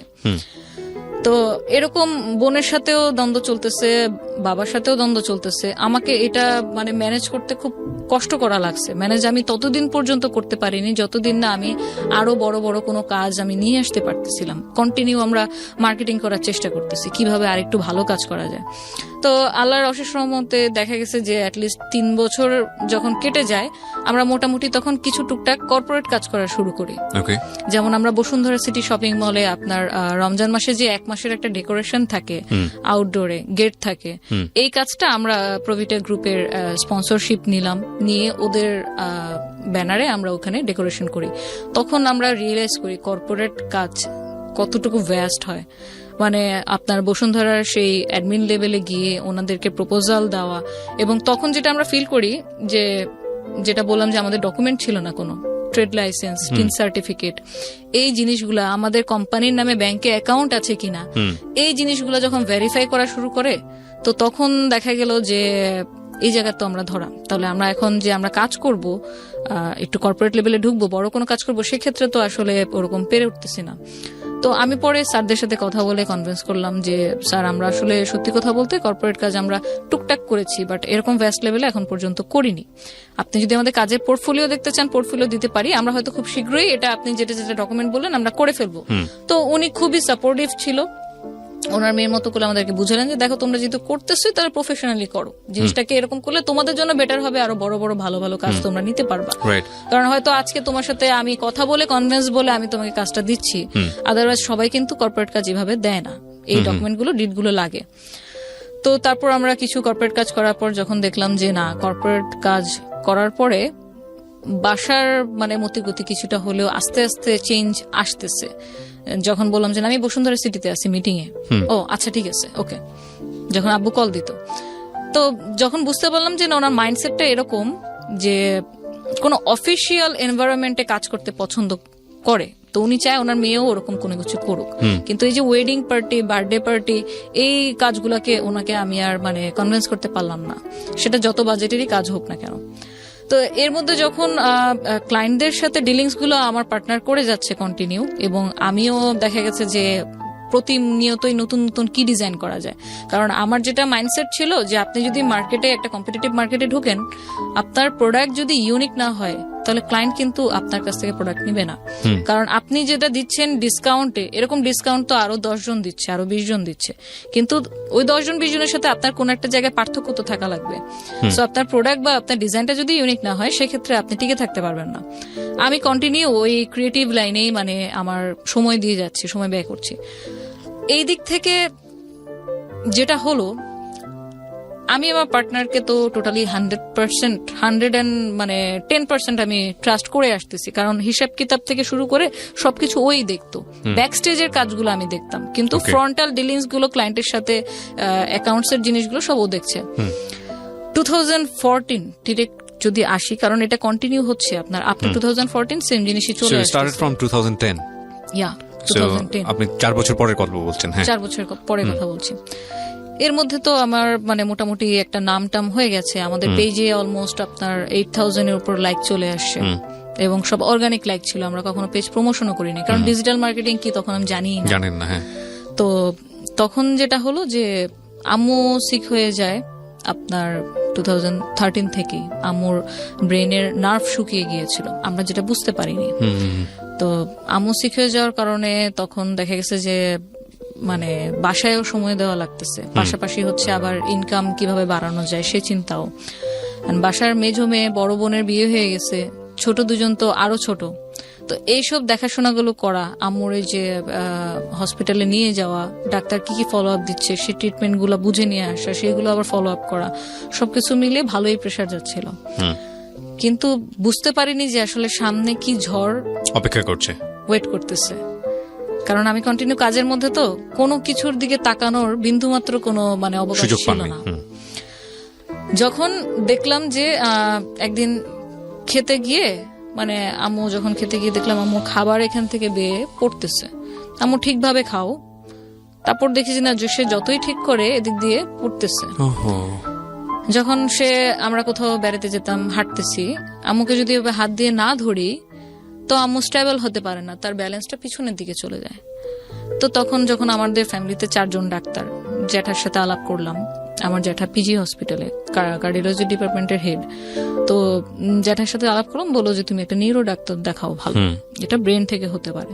আমরা অ্যাপোলোতে ভালো একটা ইন্ডিয়ান ডাক্তার দেখালাম, ওনার আন্ডারেই পুরো ট্রিটমেন্টটা চলে 1 বছর নাগাদ। যখন দেখালাম তো আমাদের কয়েকটা রিপোর্টের টেস্টের পরে আসলো যে আম্মুর ব্রেনের যে নার্ভটা আছে ওটা আস্তে আস্তে শুকিয়ে যাচ্ছে। নার্ভ তো অনেকগুলা। হ্যাঁ, যেটা আপনাকে কমান্ড করবে যে হচ্ছে আপনি যেটা করছেন এটা ঠিক কিনা, মানে ঠিকভাবে করতে পারছেন কি, বুঝতে পেরেছি। ওই নার্ভটা শুকিয়ে যাচ্ছে। তো যার কারণে উনি রান্না করতে গিয়ে হয়তো একবারের জায়গায় 3 বার লবণ দিয়ে দিচ্ছে। এটা আমরা রিয়েলাইজ করতেছি, উনি করতেছে না। নামাজ হয়তো একই নামাজ উনি 2 বার পড়তেছে, উনি বুঝতেছে না। তো এই জিনিসগুলো যখন খেয়াল করলাম তখন আমরা ইমিডিয়েটলি ডাক্তার দেখালাম, এবং টেস্টের রিপোর্ট যখন এরকম আসলো তখন সলিউশন শুনে আমরা আরো মানে আরেক লেভেলের হতাশায় চলে গেলাম যে এটার আসলে কোনো ট্রিটমেন্ট নেই। তাহলে এটা ট্রিটমেন্ট নেই, সেক্ষেত্রে আমরা এখন কি করতে পারি?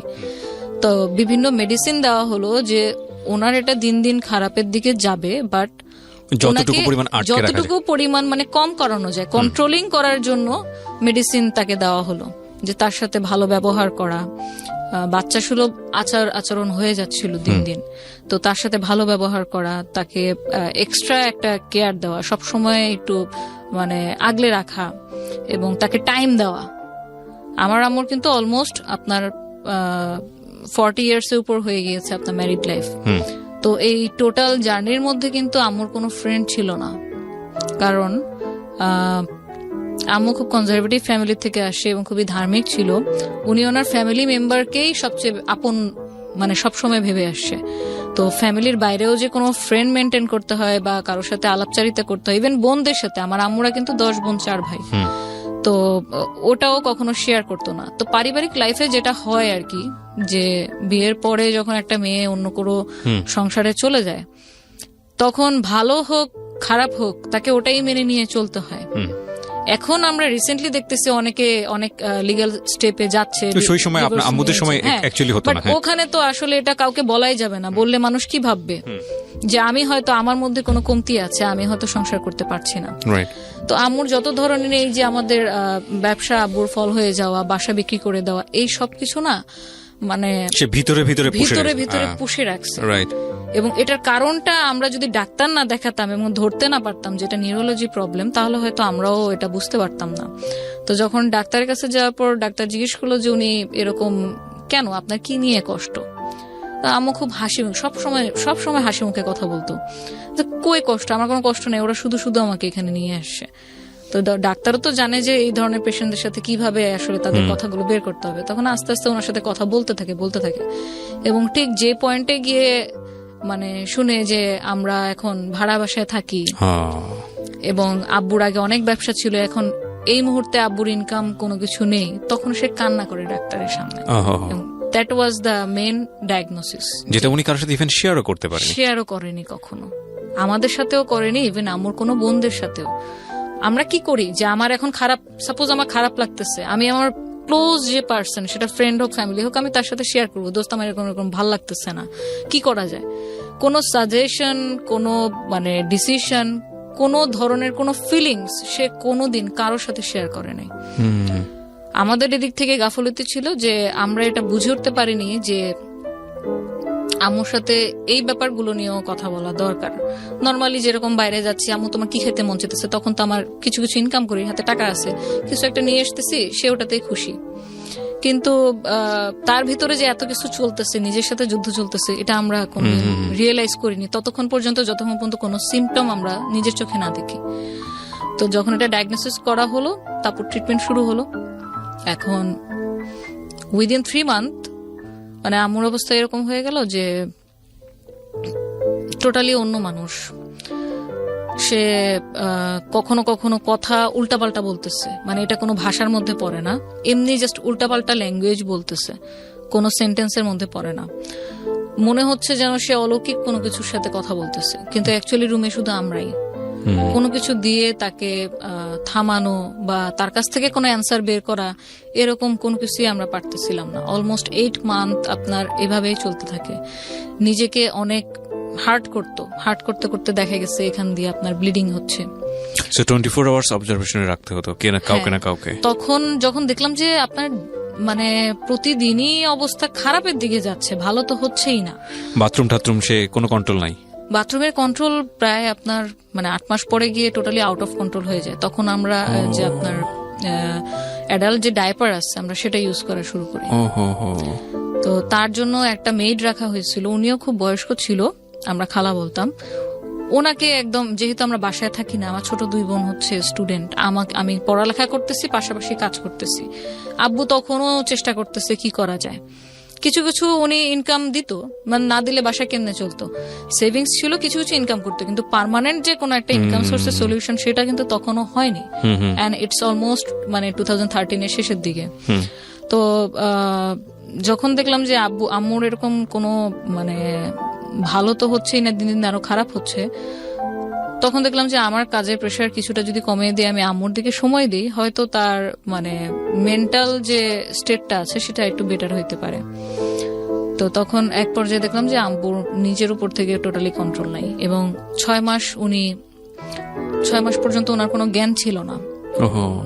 মানে কি করতেছে? আমি তানিয়া, আমার ছোট 2 বোন, আমরা যে তার মেয়ে, আব্বু যে তার স্বামী, ওই বাসায় কে কে থাকে, শি হ্যাড নো সেন্স, তার কোনো সেন্স নাই টোটালি। যদি আপনি বলেন যে একটা মেন্টাল পেশেন্ট যেরকম থাকে, যে তার স্মৃতিশক্তি হারিয়ে গেলে যেরকম হয় অবস্থা, আম্মুর অবস্থা ওরকম ছিল, যে কিছুই বুঝতেছে না। একটা বাচ্চাকে আমরা কি করি, সে কিছুই বুঝে না। আমি তাকে কি কমান্ড করতেছি, বাবা তুমি বসো, বাবু তুমি খাও, বাবা তুমি এটা ধরো না। ওই বাচ্চা কিন্তু ততদিন পর্যন্ত আপনার ল্যাঙ্গুয়েজ বুঝবে না যতদিন পর্যন্ত না তার মধ্যে ভাষার বোধটা আসবে। তো আপনি ধরে নিতে পারেন যে আমার আম্মু আবার মানে সেই বাচ্চার কালেই চলে গেছে। তো তখন আমরা হয়ে গেছি গার্জিয়ান। তখন তাকে এইভাবে বুঝানো, সে খেত না। ট্যাবলেট যে দিচ্ছে ডাক্তার, ট্যাবলেট কিভাবে খাওয়াবো? কারণ উনি তো ট্যাবলেট দিলে তো ছুঁড়ে ফেলে দিতেছে, এদিক ওদিক ফেলে দিতেছে, মুখ থেকে ফেলে দিতেছে, খাবে না, তিতা। তারপর কলা ছিলে, কলায় ভরে ভরে তাকে ওই ট্যাবলেট খাওয়াইছি, কারণ এই ট্যাবলেট যদি না খাওয়াই তাহলে আমার হাইপার টেনশন আরো বাড়তে থাকবে, আর যত বেশি হাইপার টেনশন বাড়বে উনি ফিজিক্যালি তত মানে নিজেকে হার্ট করবে।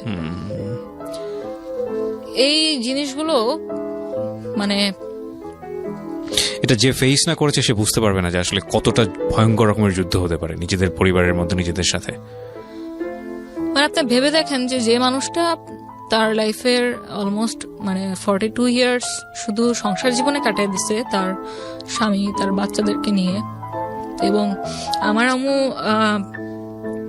ফ্যামিলিতে অ্যাকচুয়ালি মেজো ছেলের বউ, কিন্তু বড় বউ হিসেবেই আসলে গিয়েছে, কারণ আমার জ্যাঠা যেহেতু তখন ডাক্তার পাশ করেনি, সো উনি এমবিবিএস এর জন্য ওয়েট করতেছিল।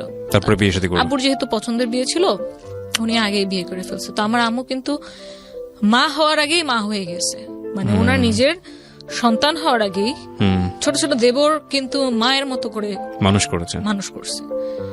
ওনার হচ্ছে 8টা দেবর। তো 8টা দেবরকে লালন পালন করা, বড় করা, শ্বশুর শাশুড়ি খেদমত করা, তারপর আমরা হলাম, আমাদের কি করা, কতটুকু ভয়ঙ্কর। আপনি যেটা বলছেন we can realise, yes. But the thing is that আপনি সন্তান হিসেবে এই জিনিসগুলো রিয়েলাইজ করেছেন, এবং অনেক সন্তানই এটা করে না। আমরা শেষ পর্যন্ত কন্টিনিউ করব। যারা দেখছেন তারা দেখলে বুঝবেন যে আসলে কি অসাধারণ একটা গল্প, কি অসাধারণ একটা জীবন যুদ্ধ এই মেয়েটি করেছে, এবং she is a great successor. আমরা যাই সামনের দিকে। জি প্লিজ। এবং আপনি বলছিলেন যে ওই সময়ই বোধহয় আপনার পার্টনারের সাথে কোনো একটা বিষয় নিয়ে কথা বলতে যাচ্ছিলেন। হ্যাঁ, এটাতে আসতেছিলাম। তো আমার সাথে যখন এই ট্রিটমেন্ট চলতে থাকে,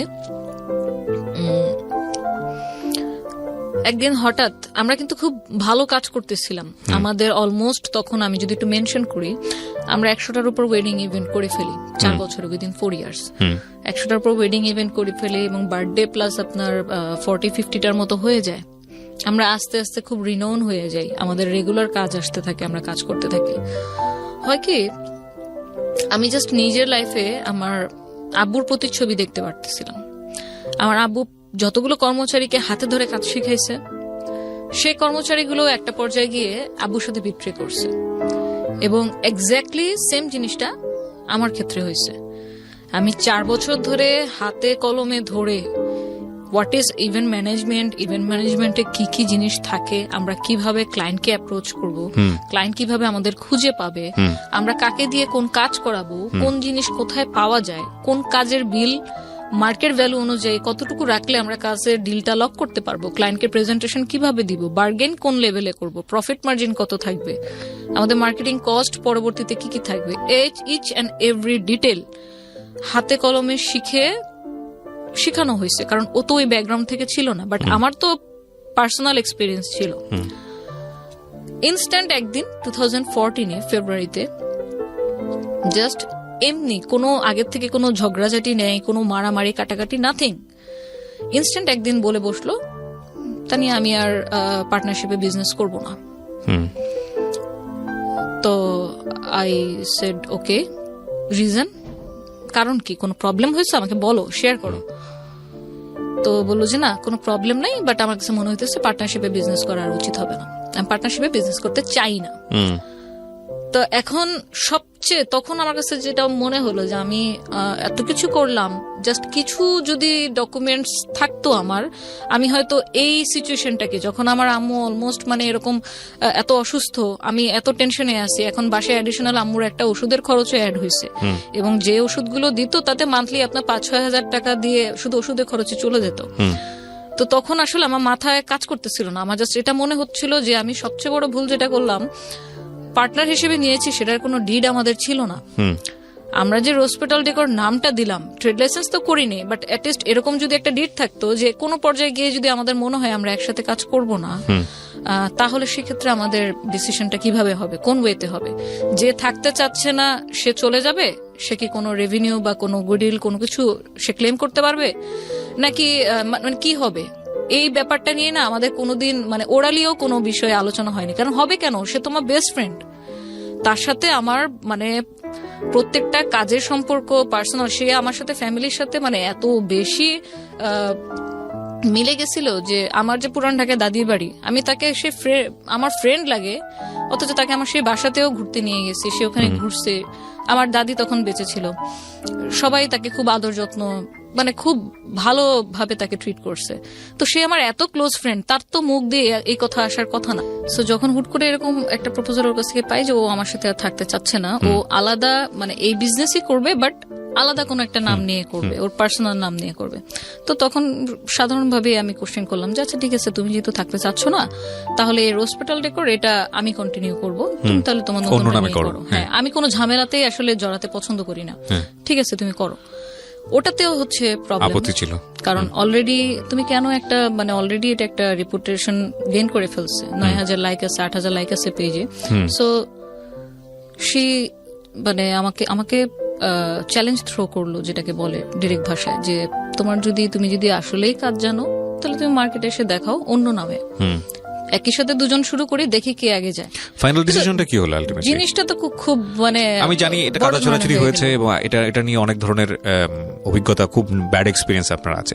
সো রোজপেটাল ডেকোর যেটা আপনি বলছিলেন, ওটা কি আপনারা দুজনে শেয়ার করলেন না বন্ধ করে দিলেন? না, ওটা এখন আলটিমেটলি মিউচুয়াল ডিসিশন যেটা হলো যে ওটা টোটালি বন্ধ, এবং দুজন দুটো নাম, এবং আমি যে নামে এখন পরিচিত সিইও হিসেবে, এটা হচ্ছে ভার্সেটাইল ইভেন্ট মেকার। ওরপর আপনি ভার্সেটাইল শুরু করলেন। তো ইন দ্য মিন টাইম 4 বছর কাজ করার পরে কি আপনার মনে হয়েছিল যে না ঠিক আছে, কোথায় কোথায় ভুল ছিল, রেজিস্ট্রেশনে ভুল ছিল, বা পাবলিকলি এটাকে প্রপার্টি বানাতে হলে গভর্নমেন্ট রেজিস্ট্রেশনের প্রয়োজন হয়?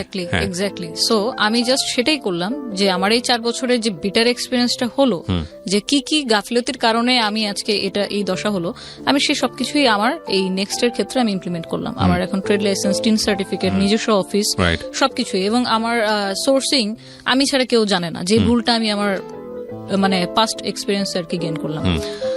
তো যখন শুরু করলাম তখন আমার জন্য একটু ডিফিকাল্ট ছিল যে নতুন একটা কোম্পানি, কারণ সবচেয়ে মোস্ট ডিফিকাল্ট পার্ট ছিল যে ক্লায়েন্ট যেহেতু ও ডিলিংস করতো, সো ক্লায়েন্টের আপনি ফোন নাম্বার বলেন, মেল আইডি বলেন, আমার কাছে কিন্তু কোনো ডকুমেন্টস নাই, সবকিছু ওর কাছেই ছিল। তো তারপরেও আমি সাহস নেই, কারণ আমাকে তো করতে হবে। আমি অলরেডি বাসায় সাপোর্ট দিয়ে যাচ্ছি, এখন যদি মাঝপথে এসে আমি এভাবে বন্ধ করে দিই, অলরেডি এখন বাসায় আরো কন্ট্রিবিউশনের দায়িত্ব বেড়ে গেছে, তো তখন কি করব? তো আমি কোনো ঝামেলা না জড়ে আমি ওকে ওর মতো থাকতে দিই, আমি আমার মতো থাকি। আমি ওদিন থেকে ওর পর থেকে, সেই মুহূর্তের পর থেকে আমি ওর সাথে আর কোনো কন্ট্যাক্ট আজ পর্যন্ত করিনি। তো 2014 নতুন জার্নি শুরু হলো আমার ভার্সেটাইল ইভেন্ট মেকারের। এখন আলাদা তো হলাম, কিন্তু অ্যাকচুয়ালি কি আলাদা হলাম? কারণ যেই লোকগুলোকে আমি মাইনে দিতাম, যে লোকগুলোকে দিয়ে আমি কাজ করাতাম, সে তো সেম লোকগুলোকে দিয়ে এক্সট্রা পেমেন্ট দিয়ে সে কাজ করিয়ে নিচ্ছে। যে ওয়্যারহাউস থেকে আমি রেন্টে কাপড় বা ফুল ভাড়া করতাম, সে তো সেম ওয়্যারহাউস ওই জায়গা থেকে নিচ্ছে। তাহলে আমি শুধু নামটা পরিবর্তন করলাম, কিন্তু আমার আর বাকি সবকিছুই কিন্তু, কঙ্কালটা কিন্তু সেম রয়ে গেল। এই জিনিসটা নিয়েও যখন ফিউচারে দেখলাম যে না, আমি বুকিং দিচ্ছি, টাইমলি পাচ্ছে না, বলছে সেই বুকিং এ চলে গেছে, না উনি আগে বুকিং দিচ্ছে, এটা নিয়েও যখন দেখলাম যে দুটা না, আমি তখন ভাবলাম ভাই আমি ওয়েডিং এ কাজই করবো না। আমি টোটালি আমার লাইনই চেঞ্জ করে ফেললাম, আমি ওয়েডিং এ কাজ করবো না, আমি শুধু বার্থডে নিয়ে করি, দেখি আল্লাহ কি রাখছে কপালে। জানি না আল্লাহ কোত্থেকে এত সাহস, এত শক্তি, এত ধৈর্য আমার মধ্যে দিচ্ছে যে আমি কোনো কিছু নিয়ে ঝামেলা করতে চাইনি। আমি জাস্ট ফোকাস করছি আমার গোলে, আমি কি করতে চাই। কোন একটা সোশ্যাল ইভেন্ট, আপনার বার্থডে ইভেন্ট ছিল, লাকিলি ওনারা মনে হয় যেন আল্লাহ তাকে ফেরেশতা হিসেবে পাঠিয়ে দিছিল আমার লাইফে, নয়তো আমার এই টার্নিং পয়েন্টটা আসতো না জার্নির। তো ওনারা পেশাগতভাবে ছিল সেনাবাহিনীর, ওনার হাজবেন্ড ওয়াইফ, ওনাদের ছেলের বার্থডে ছিল। তো ওই বার্থডেটার কাজের ডেকোরেশন আমি যেই থিমে করে দিই, এমন ভাবে করে দিই, আমার ডিরেক্টলি বলতে গেলে কাজে লস হয়েছিল, 3,500 টাকা আমার পকেট থেকে গেছে। বাট মনে করেন যে আমি আজকে আপনার সামনে বসে কথা বলতেছি, আমি ধরে নিব যে আমি হয়তো ওনাদের সাথে পরিচয় না হলে আমি হয়তো আজকে আপনার সামনে কথাও বলতে পারতাম না, কারণ ওই পজিশনে আমি যেতে পারতাম না। তো আমার কাজে ওনারা এত বেশি প্লিজড হলো যে আমাকে ডিরেক্টলি আমাকে নিয়ে আধা ঘন্টা ওনারা কথাও বললো যে আপনি কি কি কাজ করেন, কতদিন ধরে কাজ করতেছেন। যখন আমি ওনাদের সাথে আমি বললাম যে আমি সবাইকে সত্য কথা বলি, আমার সাথে এই হয়েছে, আমি এত তারিখ থেকে 2010 থেকে কাজ শুরু করছি, এর মধ্যে কর্পোরেট এদের সাথে কাজ করছি, তো আপনাদের যদি নেক্সটে কোনো কাজ হয় আমাকে বলেন। আমি কিন্তু জাস্ট সোশ্যাল ইভেন্ট এই ধরনের হিসেবে আমি বলছি, বাট আমি জানতাম না যে আমার সামনে এত বড় একটা অপরচুনিটি ওয়েট করতেছে। তো ওনাদের সামনেই হয়তো একটা আন্তর্জাতিক প্রোগ্রাম ছিল, আন্তর্জাতিক জাতিসংঘের শান্তিরক্ষী দিবস, 2017 সালে এটা। তো এর মধ্যে তো আমি নিজে নিজে কিছু টুকটাক কাজ করেছি। তখন বললো, আমাকে একদিন কল দিল যে আপনি এরকম এই ধরনের কাজ কি কখনো করেছেন? তা আমি বললাম এই ধরনের বলতে এই প্রোগ্রামে যা যা লাগবে সেগুলো আমি আপনাকে সাপোর্ট দিতে পারবো, বাট সত্যি কথা আমি এর আগে কোনো আন্তর্জাতিক কোনো জাতীয় কাজ করিনি। The thing is that honesty is the best policy. আমি সবসময় এটা বলি, আমরা ছোটবেলায় শিখেছি সততাই সর্বোৎকৃষ্ট পন্থা। আসলে না নিজের উইকনেসকে কখনো গোপন করতে নাই, পার্টিকুলারলি দুই একটা জায়গা ছাড়া, সেটা অন্য জিনিস, ওই ডিসকাশনে আসা যাবে না আজকে। কিন্তু আমার মনে হয় এইসব ডিলিংস এর ক্ষেত্রে, বিজনেস ডিলিংস এর ক্ষেত্রে সবসময় উইকনেসটাকে ওপেন রাখা ভালো, যে স্যার আমি এটা পারি, এটা আমি পারি না, এই জায়গাটা আমার উইকনেস, সো এতটুকুর জায়গাতে আমার কনফিডেন্ট আছে, এতটুকুর জায়গাতে আমার নাই। এতে করে হয় কি, যিনি আমাকে নিয়ে ডিল করছেন তারও কনফিডেন্টটা অনেক বেশি গ্রো করে যে না, আমি একটা অনেস্ট মানুষের সাথে ডিল করছি। রাইট। এবং এই জিনিসটা আমাকে অনেক গ্রো করতে অনেক হেল্প করেছে। যেমন আমি ওনাদেরকে বলেছি যে আমি এর আগে কখনো কোনো ন্যাশনাল বা ইন্টারন্যাশনাল ইভেন্ট করিনি, বাট কর্পোরেট ইভেন্ট করার এক্সপিরিয়েন্স আমার আছে। সো আপনাদের একটা ইভেন্টে কি কি লাগবে, কোন স্টেজ লাগবে, কোন গেট লাগবে, কোন ব্র্যান্ডিং লাগবে, ওখানে চিফ গেস্ট কি মাননীয় প্রধানমন্ত্রী থাকবে না মাননীয় রাষ্ট্রপতি থাকবে না অন্য কেউ, আমাকে ওভাবে বললে আমি ওই অনুযায়ী আপনাদেরকে ডিজাইন দিতে পারবো। সো ওই যে আমার ফার্স্ট অপরচুনিটি আসলো যে ঠিক আছে আপনি তাহলে একটা প্রেজেন্টেশন দেন, যদি আমাদের সিনিয়র যিনি আছে উনি যদি আপনার প্রেজেন্টেশন পছন্দ করে দেন বাজেট দিবেন, কারণ সরকারি প্রোগ্রামে হয় কি 6-7 জন মিলে বিট করে, তারপর সের মধ্যে কস্ট মিনিমাইজ করে যে সবচেয়ে লোয়েস্ট বিট করে তাকে কাজটা দেওয়া হয়। তো যেহেতু এটা আমার ফার্স্ট কাজ ছিল, এতটা সহজও আবার ছিল না যে আমি একদম আলাদিনের চেরাগ হাতে পেয়ে গেলাম। তো ওনারাও আমাকে আমার ক্যাপাবিলিটি টেস্ট করার জন্য আমাকে প্রথমে ওনাদের পার্সোনাল একটা ছোট ইভেন্ট আমাকে দেয়, যে তুমি যদি এখানে প্রুফ করে দেখাইতে পারো, তোমার কাজ দেখে আমরা বুঝবো নেক্সট কাজটা আমরা তোমাকে দিব কিনা, কাজ তো দিব পরের কথা, প্রেজেন্টেশন দেওয়ার পারমিশন তোমাকে দিব কিনা।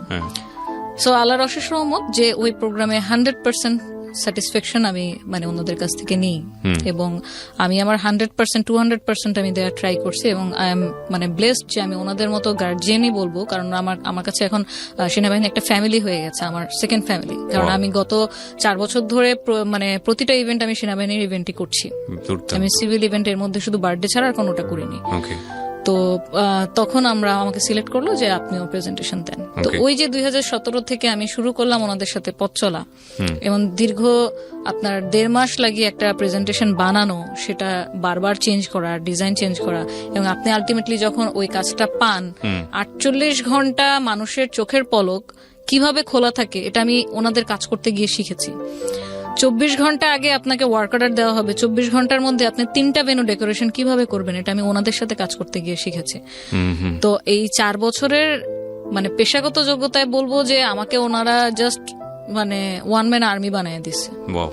তো এখন যদি আমাকে অনেক অনেক মানে আমি কি বলবো, আমি খুবই গর্ববোধ করি এটা বলতে যে আমি সেনাবাহিনীর কাজ করি, কারণ আমার কিছু প্রোটোকলের কারণে এই ধরনের প্রোগ্রামের কোনো ডকুমেন্টেশন কোনো কিছু আমরা মানে পাবলিকলি এটা দেই না। এখানে আমাদের কিছু প্রোটোকলের ব্যাপার আছে, যতটুকু দেওয়া প্রয়োজন আমরা শুধু ততটুকুই আমাদের ফেসবুক পেজে দিই। তো অনেকেই ভাবে কি আমার পুরাতন যে ক্লায়েন্টরা যে আপু আপনি কি এখন ইভেন্ট করেন না, আপনি কি ইভেন্ট ছেড়ে দিচ্ছেন, তো তারা হয়তো জানে না যে ভার্সেটাইল ইভেন্ট মেকার হচ্ছে আমার কোম্পানি।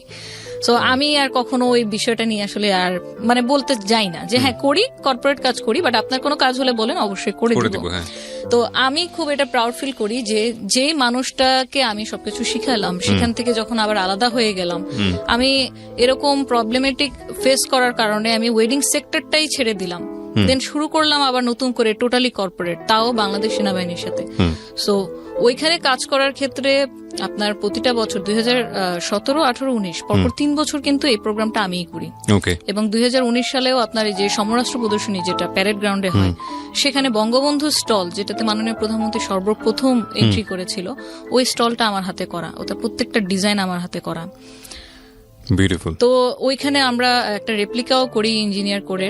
তো এভাবে করে ওনাদের সাথে কাজ করতে করতে না একটা আন্তরিকতা, একটা সম্পর্ক হয়ে গেছে। আমি একটা জিনিস দেখলাম কাজ করতে গিয়ে যে আপনাকে কখনো কোনো প্রফেশনাল মানুষ আপনার এইজ, আপনি কি মেল না ফিমেল, আপনার প্রিভিয়াস এক্সপিরিয়েন্স কি, এই 3টা দিয়ে জাজ করবে না কোন প্রফেশনাল মানুষ। কারণ আজকে আপনি যদি আমার ক্লায়েন্ট হন, আপনি এটা দেখবেন যে আমার ইভেন্টে উনি আমাকে কি দিতে পারবে। সো আমি ব্যাকে কি 1000টা কাজ করছি না 500টা কাজ করছি, কার সাথে কাজ করছি, দ্যাট ডাজন্ট মেক সেন্স। আমি আপনাকে কি দিব, দ্যাটস দ্য ডিল। সো আমি ওনাদের সাথে কাজ করতে গিয়ে সত্যিকারে মানে অনেক অনেক অনেক কিছু শিখেছি, এবং আমার লাইফের এই টার্নিং পয়েন্টটা আমি সম্পূর্ণভাবে ধন্যবাদ জানাই যে আমাকে এমন ভাবে সাপোর্ট ওনারা দিয়েছে। এবং আমি যে হার্ডওয়ার্ক, ওনাদের সাথে আর্মিদের সাথে কাজ করা এত সহজ না, ওনারা প্রতিটা লেয়ারে যেভাবে কারেকশন করে, প্রত্যেকটা জিনিস যেভাবে ইঞ্চি ধরে ধরে মানে বুঝে নেয়, এটার সাথে মানে টিকে থাকাটা আমি মনে করি যে আমার ভিতর আল্লাহ অন্য কোনো কিছু হয়তো দিয়ে দিয়েছে। কারণ আমি আমার সমগোত্রেরই অনেক কলিগকে দেখেছি সেনাবাহিনী বিভিন্ন লেডিস ক্লাবের প্রোগ্রাম করেছে, কিন্তু যখন এই বারবার কারেকশন গুলো আসে না, লাস্ট মোমেন্টে যখন 11th আওয়ারে কারেকশন আসে, এই কাপড়টা ভালো লাগছে না, কাপড়ের এই কালারটা চেঞ্জ করে দেন, তখন আমাদের মাথা নষ্ট, কি করব, রিসোর্স তো এখানে নাই। তো আমি যেহেতু হ্যাবিচুয়েটেড, তো আমার মনে হয় যে আমি একটা ব্লেসিং, আমি এটা নিয়েই আগাতে চাই, এটা নিয়েই সামনে করতে চাই। কি হলো মানে এই কাজগুলো আপনার পার্সোনাল লাইফের কি কি চেঞ্জেস আনলো? লাইক আমরা যতটুকু শুনেছিলাম যে আম্মু যখন সিক ছিল 2014 যদি একটু বলি, তো 2014 মার্চ মাসে, মে মাসের 6 তারিখে আম্মু কিন্তু মারা যায়। মারা যাওয়ার আগে যা যা আমরা ডিফিকাল্টিস ফেস করেছি তা আসলে আমি আপনার সাথে একটা না রিকভারি করেনি, এটা একটা প্রোগ্রামে বলে শেষও করা যাবে না আর বোঝানো যাবে না। আমাকে যদি বলেন যে আপনার লাইফের যদি কয়েকটা আপনার থেকে থাকে যে ইনকমপ্লিটনেস একটা বলেন, আমি সেই নাম্বার 1-এ বলবো যে আম্মু যখন তাকে হসপিটালে ভর্তি করলাম, যে না বাসায় কন্ট্রোল করা যাচ্ছে না, বাসায় উনি অনেক বেশি হাইপার হয়ে যাচ্ছে, এবং উনি খাওয়া দাওয়া করছে না বলে ডিহাইড্রেশনে ওনার ঠোঁট কালো হয়ে গেছে। এখন যদি আমি ইমিডিয়েটলি ওনাকে স্যালাইন না দিই, আমিও আমাকে বাঁচাতে পারবো না। ইবনে সিনা বলেন, আমাদের ধানমন্ডির আশেপাশে যে কটা হসপিটাল প্রাইভেট ছিল কেউ ভর্তি রাখেনি। কেন? কারণ সবাই ভাবতো উনি মেন্টাল পেশেন্ট, তো ওনাকে তো নর্মাল হসপিটালে কেউ ভর্তি রাখেনি। তারপর আমরা ওখানে বাবর রোডেই একটা প্রাইভেট হসপিটাল ছিল, মানসিক হাসপাতাল, সেখানে আম্মুকে মানে নিয়ে যাই, যে দেখেন দিন ভর্তি থাকে, এবং ওদের যে রুলস রেগুলেশন ছিল যে পেশেন্টের সাথে পেশেন্টের কোনো অ্যাটেন্ডেন্স এলাও না, কারণ ওইখানে ওনারা আল্লাহ জানে মানে এমন ভাবে ট্রিট করে পেশেন্টের সাথে যেটা মানে অ্যাটেন্ডেন্সটা দিতে পারবে না। আমি সেখানে, আম্মু কোনো সেন্স নাই, আমি যে তার মেয়ে সে জানেও না, কিন্তু আম্মুকে যে নিয়ে যাচ্ছে টেনে, আম্মু আমার হাত এভাবে ধরে রাখছে, হাত ছাড়তেছে না, মানে সেটা রিয়েলাইজ করতেছে, বুঝতেছে যে কোথাও যাচ্ছে। তো পরে আমিও তো নাছোড়বান্দা, মানে আমি আসলে সত্যি কথা বলতে আমি আম্মুকে কখনো কোনো এরকম হার্ডশিপ ফেস করতে হবে এটা আমাদের ধারণার বাইরে। হুটহাট সবকিছু চেঞ্জ হয়ে গেল লাইফের, সব এভরিথিং। 7 দিন এখানে ভর্তি থাকার পর প্রতিনিয়ত ইনজেকশন পুশ করতেছে, স্যালাইন দিচ্ছে, খাওয়ানোর চেষ্টা করতেছে। কিছু কিছু ভালো মানুষ থাকে যে আপনার মারা যাওয়ার আগে খুব ভালো ভালো কথা বলে, ভালো মেমোরি গুলো দিয়ে যায় যাদেরকে রেখে যায়। তো আম্মুর সাথে যে এই 1 বছর এত অসুস্থতা, এত কিছু, আমাদেরকে চিনতে পারতেছে না, নিজেকে হার্ট করতেছে, খাচ্ছে না, ডাইপার চেঞ্জ করানো লাগতেছে, গোসল করানো লাগতেছে, সবকিছু আমরা করতেছি। ঠিক মারা যাওয়ার আগে 1 সপ্তাহ উনি পুরো সুস্থ, মাশাআল্লাহ। উনি চিনতেছে, ওনার মধ্যে কোনো হাইপার টেনশন কাজ করতেছে না। জাস্ট ওই হসপিটাল থেকে নিয়ে আসলাম, আব্বুকে দেখে জড়ায় ধরলো, মানে এতদিন পর দেখছে। 6 মাস পর যখন আমার মা আমাকে চিনতেছে, এর চেয়ে খুশির আর কিছু নাই। It's a blessing. তো আমরা আবার ফলো আপের জন্য ডাক্তারের কাছে যাই। তো ডাক্তারের সময় যাওয়ার জন্য আম্মু সবসময় মানতো যে হচ্ছে ম্যারিড মহিলাদের নাক ফুল থাকা লাগবে, চুড়ি পরা থাকা লাগবে, নয়তো এটা ভালো না। তো আম্মু তো চুড়ি খুঁজতেছে, তানি আমার চুড়ি কোথায়, আমাকে চুড়ি দিয়ে, হুইল চেয়ারে বসা, ডাক্তারের কাছে যাবো। তো আমি বলছি আম্মু তোমার চুড়ি তো খুলে রাখছি, তুমি এরকম ব্যথা পাও এই জন্য খুলে রাখছি। ডাক্তার বলছে ওনার সামনে কোনো ধরনের কোনো জিনিসপত্র রাখবেন না, উনি যেহেতু হার্ট করে। আচ্ছা ঠিক আছে, তাহলে আমি তোমাকে চুড়ি আইনে দিব না। তো আমাকে কবে কিনে দিবা? কিনে দিব, আমি কালকে চুড়ি কিনে দিব। আচ্ছা ঠিক আছে, তারা এখন কিছু একটা দাও। পরে আমাদের ব্রেসলেট খুলে আমাকে পরাই দিছি। তখন আর ভিতরে যাইনি যে চুড়ি বের করবো। এই কালকে যে আমার লাইফে আর কোনোদিন আসবে না, এটা তো ভাবি নাই। আমি জাস্ট পরের দিনই আমি একটা বিল পাইলাম আমার কাজের, ভালো অঙ্কের টাকা ছিল। আমার দুলাভাইকে নিয়ে বসুন্ধরা সিটিতে গেলাম, গোল্ডের দোকানে চুড়ি কেনার জন্য। এখন আম্মুর যে ফিজিক্যাল প্রবলেম গুলো হচ্ছিল, এটার জন্য আমরা আবার বাসায় ফিজিওথেরাপিস্ট অ্যাসাইন করি, যে ওনাকে কিভাবে হাত এরকম করা যাবে, পা ব্যায়াম করানো, মুখের ব্যায়াম করানো, এই জন্য ফিজিওথেরাপিস্ট হায়ার করি। ওটাও চলছিল ভালো। তো হঠাৎ করেই কেবল গোল্ডের দোকানে ওই দিন কেমন যেন একটা অশান্তি লাগতেছিল। আমি কিন্তু এই টানা 1 বছর আম্মুকে বাসায় রেখেই কাজে গেছি, বের হয়েছি, বাট কখনো এরকম মানে এই ফিলিংসটা কখনো হয় নাই। কেমন যেন একটা মানে কি যেন নাই, এরকম একটা ফিল করতেছি। তা আমি বারবারই আমার দুলাভাইকে তাড়া দিচ্ছি, ভাই তাড়াতাড়ি করেন, তাড়াতাড়ি করেন, তাড়াতাড়ি করেন, তাড়াতাড়ি নেন। কারণ আসলামই তো মাত্র, দাঁড়াও বাইকটা পার্ক করতে দাও। গোল্ডের দোকানে গেলাম, সাথে সাথে আপনার ফিজিওথেরাপিস্টের ফোন, আপু তাড়াতাড়ি আসো, আম্মু কেমন যেন করতেছে। আমার তো একদম মানে মনে এমন একটা মানে চিপ মারছে, আমি নিঃশ্বাস নিতে পারতেছিলাম না।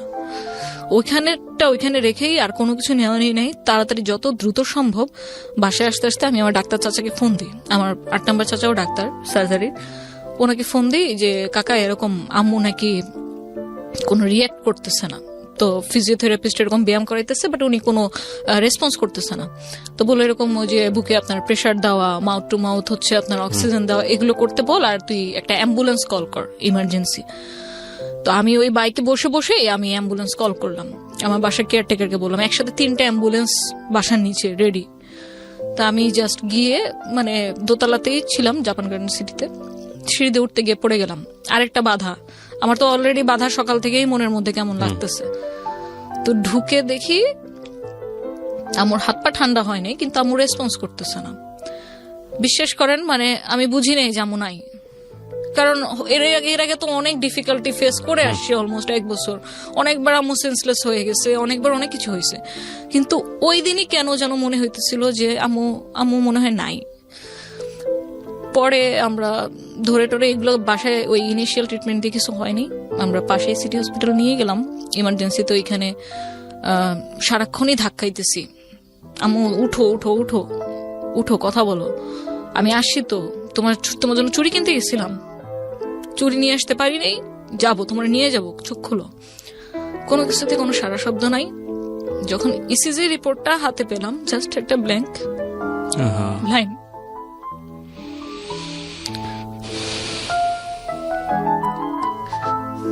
আই এম রিয়েলি সরি যে আপনাকে এরকম একটা মোমেন্টের মধ্যে দিয়ে নিয়ে যাচ্ছি। আমি একটা কথা বলি প্রিয় দর্শক এবং শ্রোতা, এই ভিডিওতে আপনারা দেখতে পাচ্ছেন না ফর সাম টেকনিক্যাল রিজন। আমি এমন একটা জায়গায় বসে ভিডিওটা করছি যেখানে দুটো ক্যামেরা বসানো যায় না। সো শুধু একটা কথাই বলতে পারি আপনাদেরকে যে এই 30 ইয়ার্স বা 31 ইয়ার্সের লাইফে তানিয়া যেটা ফেস করেছে, আপনারা হয়তো কেউ কেউ তাদের ব্যক্তিগত জীবনে অনেক বেশি ফেস করেন, কিন্তু এই মেয়েটা বাংলাদেশের সামাজিকতার জায়গাটা থেকে যে আপস অ্যান্ড ডাউন ফেস করে আজকে নিজেকে যে জায়গাটা এস্টাবলিশ করেছে, সেটা একটা ভয়ঙ্কর যুদ্ধ। এটা একটা অসাধারণ মোটিভেশনাল স্টোরি। আমি রিয়েলি সরি যে আপনার মাকে 2014-তে না, কত সালে উনি চলে গেলেন? 2014-তে চলে গেলেন, এপ্রিল মাসের। আপনার বাবা তো এখনো বেঁচে আছেন নিশ্চয়ই? হ্যাঁ, আব্বু বেঁচে আছে।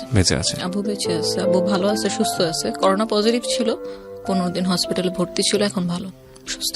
তো এরপরে কি হলো? মানে 2014-তেই তো আপনার আবার বিজনেসটাও ডিভাইড হয়ে যায়, ওই সময়টাতেই একই ঘটনা, একই বছরে, মানে দুটা ট্র্যাজেডি। রাইট। তো হচ্ছে প্রফেশনাল লাইফ আর হচ্ছে আম্মুর চলে যায়। Personal life. বাট আপনি গিভ আপ করেন নাই? আমি গিভ আপ করিনি কেন ভাইয়া? আমি মানে বয়সের তুলনায় অতিমাত্রায় আমি প্র্যাকটিক্যাল। তো মন খারাপ কার না হবে? যার মা নাই তার কেউ নাই।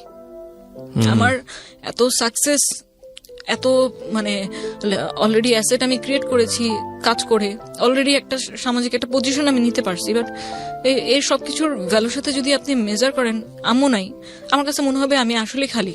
আমি যদি একটু শর্ট করে কোশ্চেনগুলো করি আপনাকে, আপনার সাথে এখন কতজন এমপ্লয়ি কাজ করছে? আপনার ভার্সেটাইল ইভেন্ট মেকার আমার হচ্ছে বেতনভুক্ত আছে 15 জন। রেগুলার বেতন পায় আপনার এখান থেকে? বেতন পায়। ওকে। এবং আমি যেটা মানে আস্তে আস্তে যেটা আমার গ্রো করছে বিজনেসে, যে আমি যদি যতদিন নিজে স্বাবলম্বী না হব, আমি আমার ক্লায়েন্ট হারাবো। কারণ এত কম্পিটিটিভ মার্কেটে আপনাকে টিকে থাকতে হলে আপনাকে কস্ট মিনিমাইজ করতে হবে। সো আমি যখন আমার লাইট লাগতেছে, সাউন্ড লাগতেছে, ট্রাস্ট লাগতেছে, এলইডি লাগতেছে, যেহেতু কর্পোরেট কাজ সব করতেছি কন্টিনিউ, আমার গ্লাস সিস্টেম লাগতেছে, আমি যখন হায়ার করতেছি তখন কিন্তু এখানে আমার ব্রোকারকে একটা চার্জ দেওয়া লাগতেছে।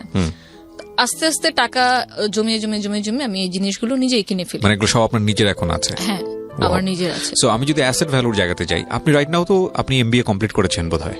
আমি মাস্টার্স কমপ্লিট করেছি অ্যাকাউন্টিং থেকে, ওইসিটি কলেজ থেকে 2016-এ, এবং এরপর আমি আইসিএমবিও করেছি লেভেল 2 পর্যন্ত। ওকে। আপনি এরপরে নিজের প্রতিষ্ঠানটা গ্রো করেছেন, কোথাও জবের জন্য ট্রাই করেননি? না, জব আসলে আমার ছোটবেলা থেকে কখনো করার ইচ্ছা ছিল না।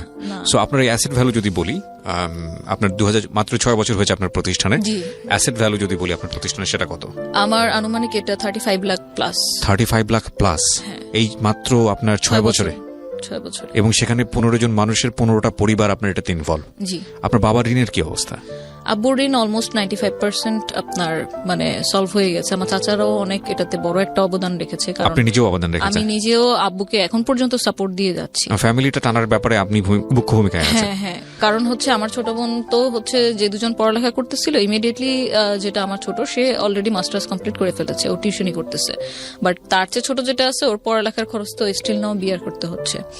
এবং আমি যে 2010 থেকে জার্নিটা শুরু করলাম আমার ব্যবসায়িক জীবনে, আমি কিন্তু 2010 থেকে আব্বুর কাছ থেকে ওই যে 100-200 টাকা করে পকেট মানি এখন পর্যন্ত আমি আটানাও নিইনি। এই 20 বছর আমার পড়ালেখার খরচ, আমার চিকিৎসা, আমার শখ, আমার আহ্লাদ, আমার সবকিছু পূরণ আমি নিজেই করেছি। আপনাকে আমি প্রশ্নটা অনেক শুরু থেকেই করবো ভাবছিলাম, সেটা হলো যে যেই ভূমিকায় আপনি ছিলেন সেটা একটা ছেলের ভূমিকা। আমাদের সামাজিকতার দৃষ্টিভঙ্গিতে সবাই চিন্তা করে যে একটা ছেলের ভূমিকা এটা। আপনি কি ধরনের প্রবলেম ফেস করেছেন, বা আপনি একই সাথে প্রবলেমের জায়গাটা না গিয়ে বরং আমি এই জায়গাটাকে যদি ডিফাইন করতে চাই, যে একটা মেয়ের জন্য আমাদের এই সোসাইটিতে গ্রো করা সহজ কিনা? না, এটা এখন পর্যন্ত দুঃখজনক হলেও সত্যি, এটা এখন পর্যন্ত সহজ না। কারণ দেখেন, যদি আমার লাইফের উদাহরণ দিয়েই আপনারা বুঝতে পারবেন, খুব শিক্ষিত একটা পরিবার, আমাদের প্রত্যেকটা চাচা বাবা সবাই অনেক শিক্ষিত। তো শিক্ষার যে অভাব আছে তা কিন্তু না, প্রচন্ড শিক্ষিত পরিবার। তারপরেও তার কিন্তু মেন্টালিটিতে আসছে যে এই যে কাজের বৈষম্যটা, তুমি এই কাজ কেন করবা, এটা তো একটা কামলা খাটার মতো কাজ। তো এই জায়গাটাতে কিন্তু এটা কিন্তু শিক্ষার কারণে হয় নাই, পারিবারিক থেকে কিন্তু একটা বাইন্ডিংস আমার ছিল। আমি কিন্তু প্রথম 6 মাস কিন্তু জানাতে সাহস পাই নাই যে আমি এই কাজ করতেছি, কারণ আমি জানি প্রবলেম ফেস করতে হবে। এবং এর মধ্যে আরো যত ধরনের ইনসিডেন্ট হলো আমার সাথে, যেমন আমার একটা ছিনতাই হয়ে গেছিল, ল্যাপটপ চলে গেছিল, আমার 4 টেরাবাইট আপনার ব্যাকআপ ছিল, সেটাও চলে গেছিল। তারপরেও আমাকে এখানে সার্ভাইভ করে থাকতে হবে, কারণ আমি জানি আমি বিজনেস ছাড়া বা আমার যেটা বলি যে আমার শখ থেকে এটা নেশা হয়েছিল, নেশা থেকে পেশা হয়েছিল। সো প্রত্যেকটা এন্টারপ্রেনারের উচিত সে কাজটা করা যে কাজটা করলে তাকে মনে হবে না যে সে অ্যাকচুয়ালি কাজ করতেছে, কাজের মধ্যে মজাটা। তো সমাজের দৃষ্টিকোণ থেকে বললে আমি এই যে ধরেন এখন তো অনেকটাই মানে বলতে পারি যে আমার ফ্যামিলিগত যে দৃষ্টিকোণটা ছিল সেটা অনেকটাই পরিবর্তন হয়ে গেছে। এখন আমার আব্বুও প্রাউড ফিল করে। আমি যখন ফোন করে বলি, আব্বু আমার প্রোগ্রামে মাননীয় রাষ্ট্রপতি এসেছেন, লাইভ যাচ্ছে বিটিভিতে, তুমি দেখো, এটা বলতে আমার যতটা না ভালো লাগে, ওটা কিন্তু আমার ফ্যামিলি মেম্বারদের দেখতে আমার চেয়ে বেশি ভালো লাগে। আমি কোথাও ওয়েবিনার করছি, কোথাও ইন্টারভিউ দিচ্ছি, সেটার সাথে সাথে যখন লিঙ্কটা দেই, ওনারাই কিন্তু আগে দেখতেছে, ওনারা সাপোর্ট দিচ্ছে। কিন্তু পাশাপাশি যদি একটা কথা বলি, দেখেন আমি যখন অসহায় ছিলাম, আমার যখন দরকার ছিল কোনো একটা মানে আমার কাঁধে হাত রাখার মতো মানুষ, যেহেতু আমার ফ্যামিলিতে এতগুলো বিজনেস পার্সন আছে, আমার ফ্রেন্ড সার্কেলে এত এত মানুষ আছে, তারা যদি আমাকে শুরু থেকে মানে সাপোর্টটা দিত, আমার কিন্তু এই 10 বছর কিন্তু আমার এই টানাপোড়াটা লাগতো না। তা আসলে কিন্তু সবকিছু ফ্যামিলি থেকে আগে আসা উচিত, পরে তো আমি সমাজে চিন্তা করব। আমি এক্ষেত্রে একটু ডিফারেন্ট এই কারণে, অনেকেই আমার জায়গায় হলে থেমে যেত যে না আব্বু চাচ্ছে না, আব্বু এটা পছন্দ করেন, আমি করব না। আমি অনেক কিছুই আব্বুর কারণে স্যাক্রিফাইস করেছি, যেমন বলেছি যে আমি এখন পর্যন্ত হচ্ছে আমি ফটোগ্রাফিটা আমি স্যাক্রিফাইস করলাম। তারপর আমি কখনো আমার সবসময় চেষ্টা করেছি যে ফিমেল ফ্রেন্ড সার্কেল মেনটেন করার, সেফটি সিকিউরিটি পারপাসে। তো সবকিছুর ক্ষেত্রে আমি ঠিক আছি, মেনেছি তার কথা। কিন্তু যেদিকে আমি দেখবো যে না এই ভিউগুলো চেঞ্জ হওয়া উচিত আস্তে আস্তে, যে শুধুমাত্র একটা ছেলের ওপর একটা ফ্যামিলি ডিপেন্ড করে না, সেখানে আপনি কোনো কম্প্রোমাইজ করেন না। আমি সেই জায়গাটাতে কোনো কম্প্রোমাইজ, ঠিক এই জায়গাটা থেকে আমি যদি একটা পরামর্শ চাই, আমাদের যারা শ্রোতা থাকলেন, অসংখ্য মেয়েরা দেখেন এখানে, আমি জানি আমার এই কন্টেন্টটা মিলিয়ন ভিউ হবে, আপনি কি বলবেন একটা মেয়েকে যদি নিজের পায়ে দাঁড়াতে হয়, একটা মেয়ে শুধু নিজে চলবে না, তার পরিবারকে ক্যারি করার মতো যোগ্যতা রাখে, সেটা আপনার ভিডিওতে আপনি আপনার বক্তব্যে প্রমাণ পেয়েছে, আপনি তাকে কি পরামর্শ দিতে চাইবেন? কোন এনার্জি নিয়ে আসলে মাঠে নামতে হবে? দেখুন,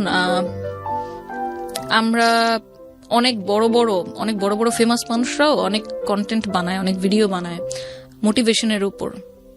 এই যে মোটিভেশনের উপর ভিডিওগুলো বানায় না, এই যে বলতেছে তার নিজেরও তো একটা মোটিভেশনের দরকার আছে, যেটা আমার ক্ষেত্রে হয়েছে যে সেলফ মোটিভেশন।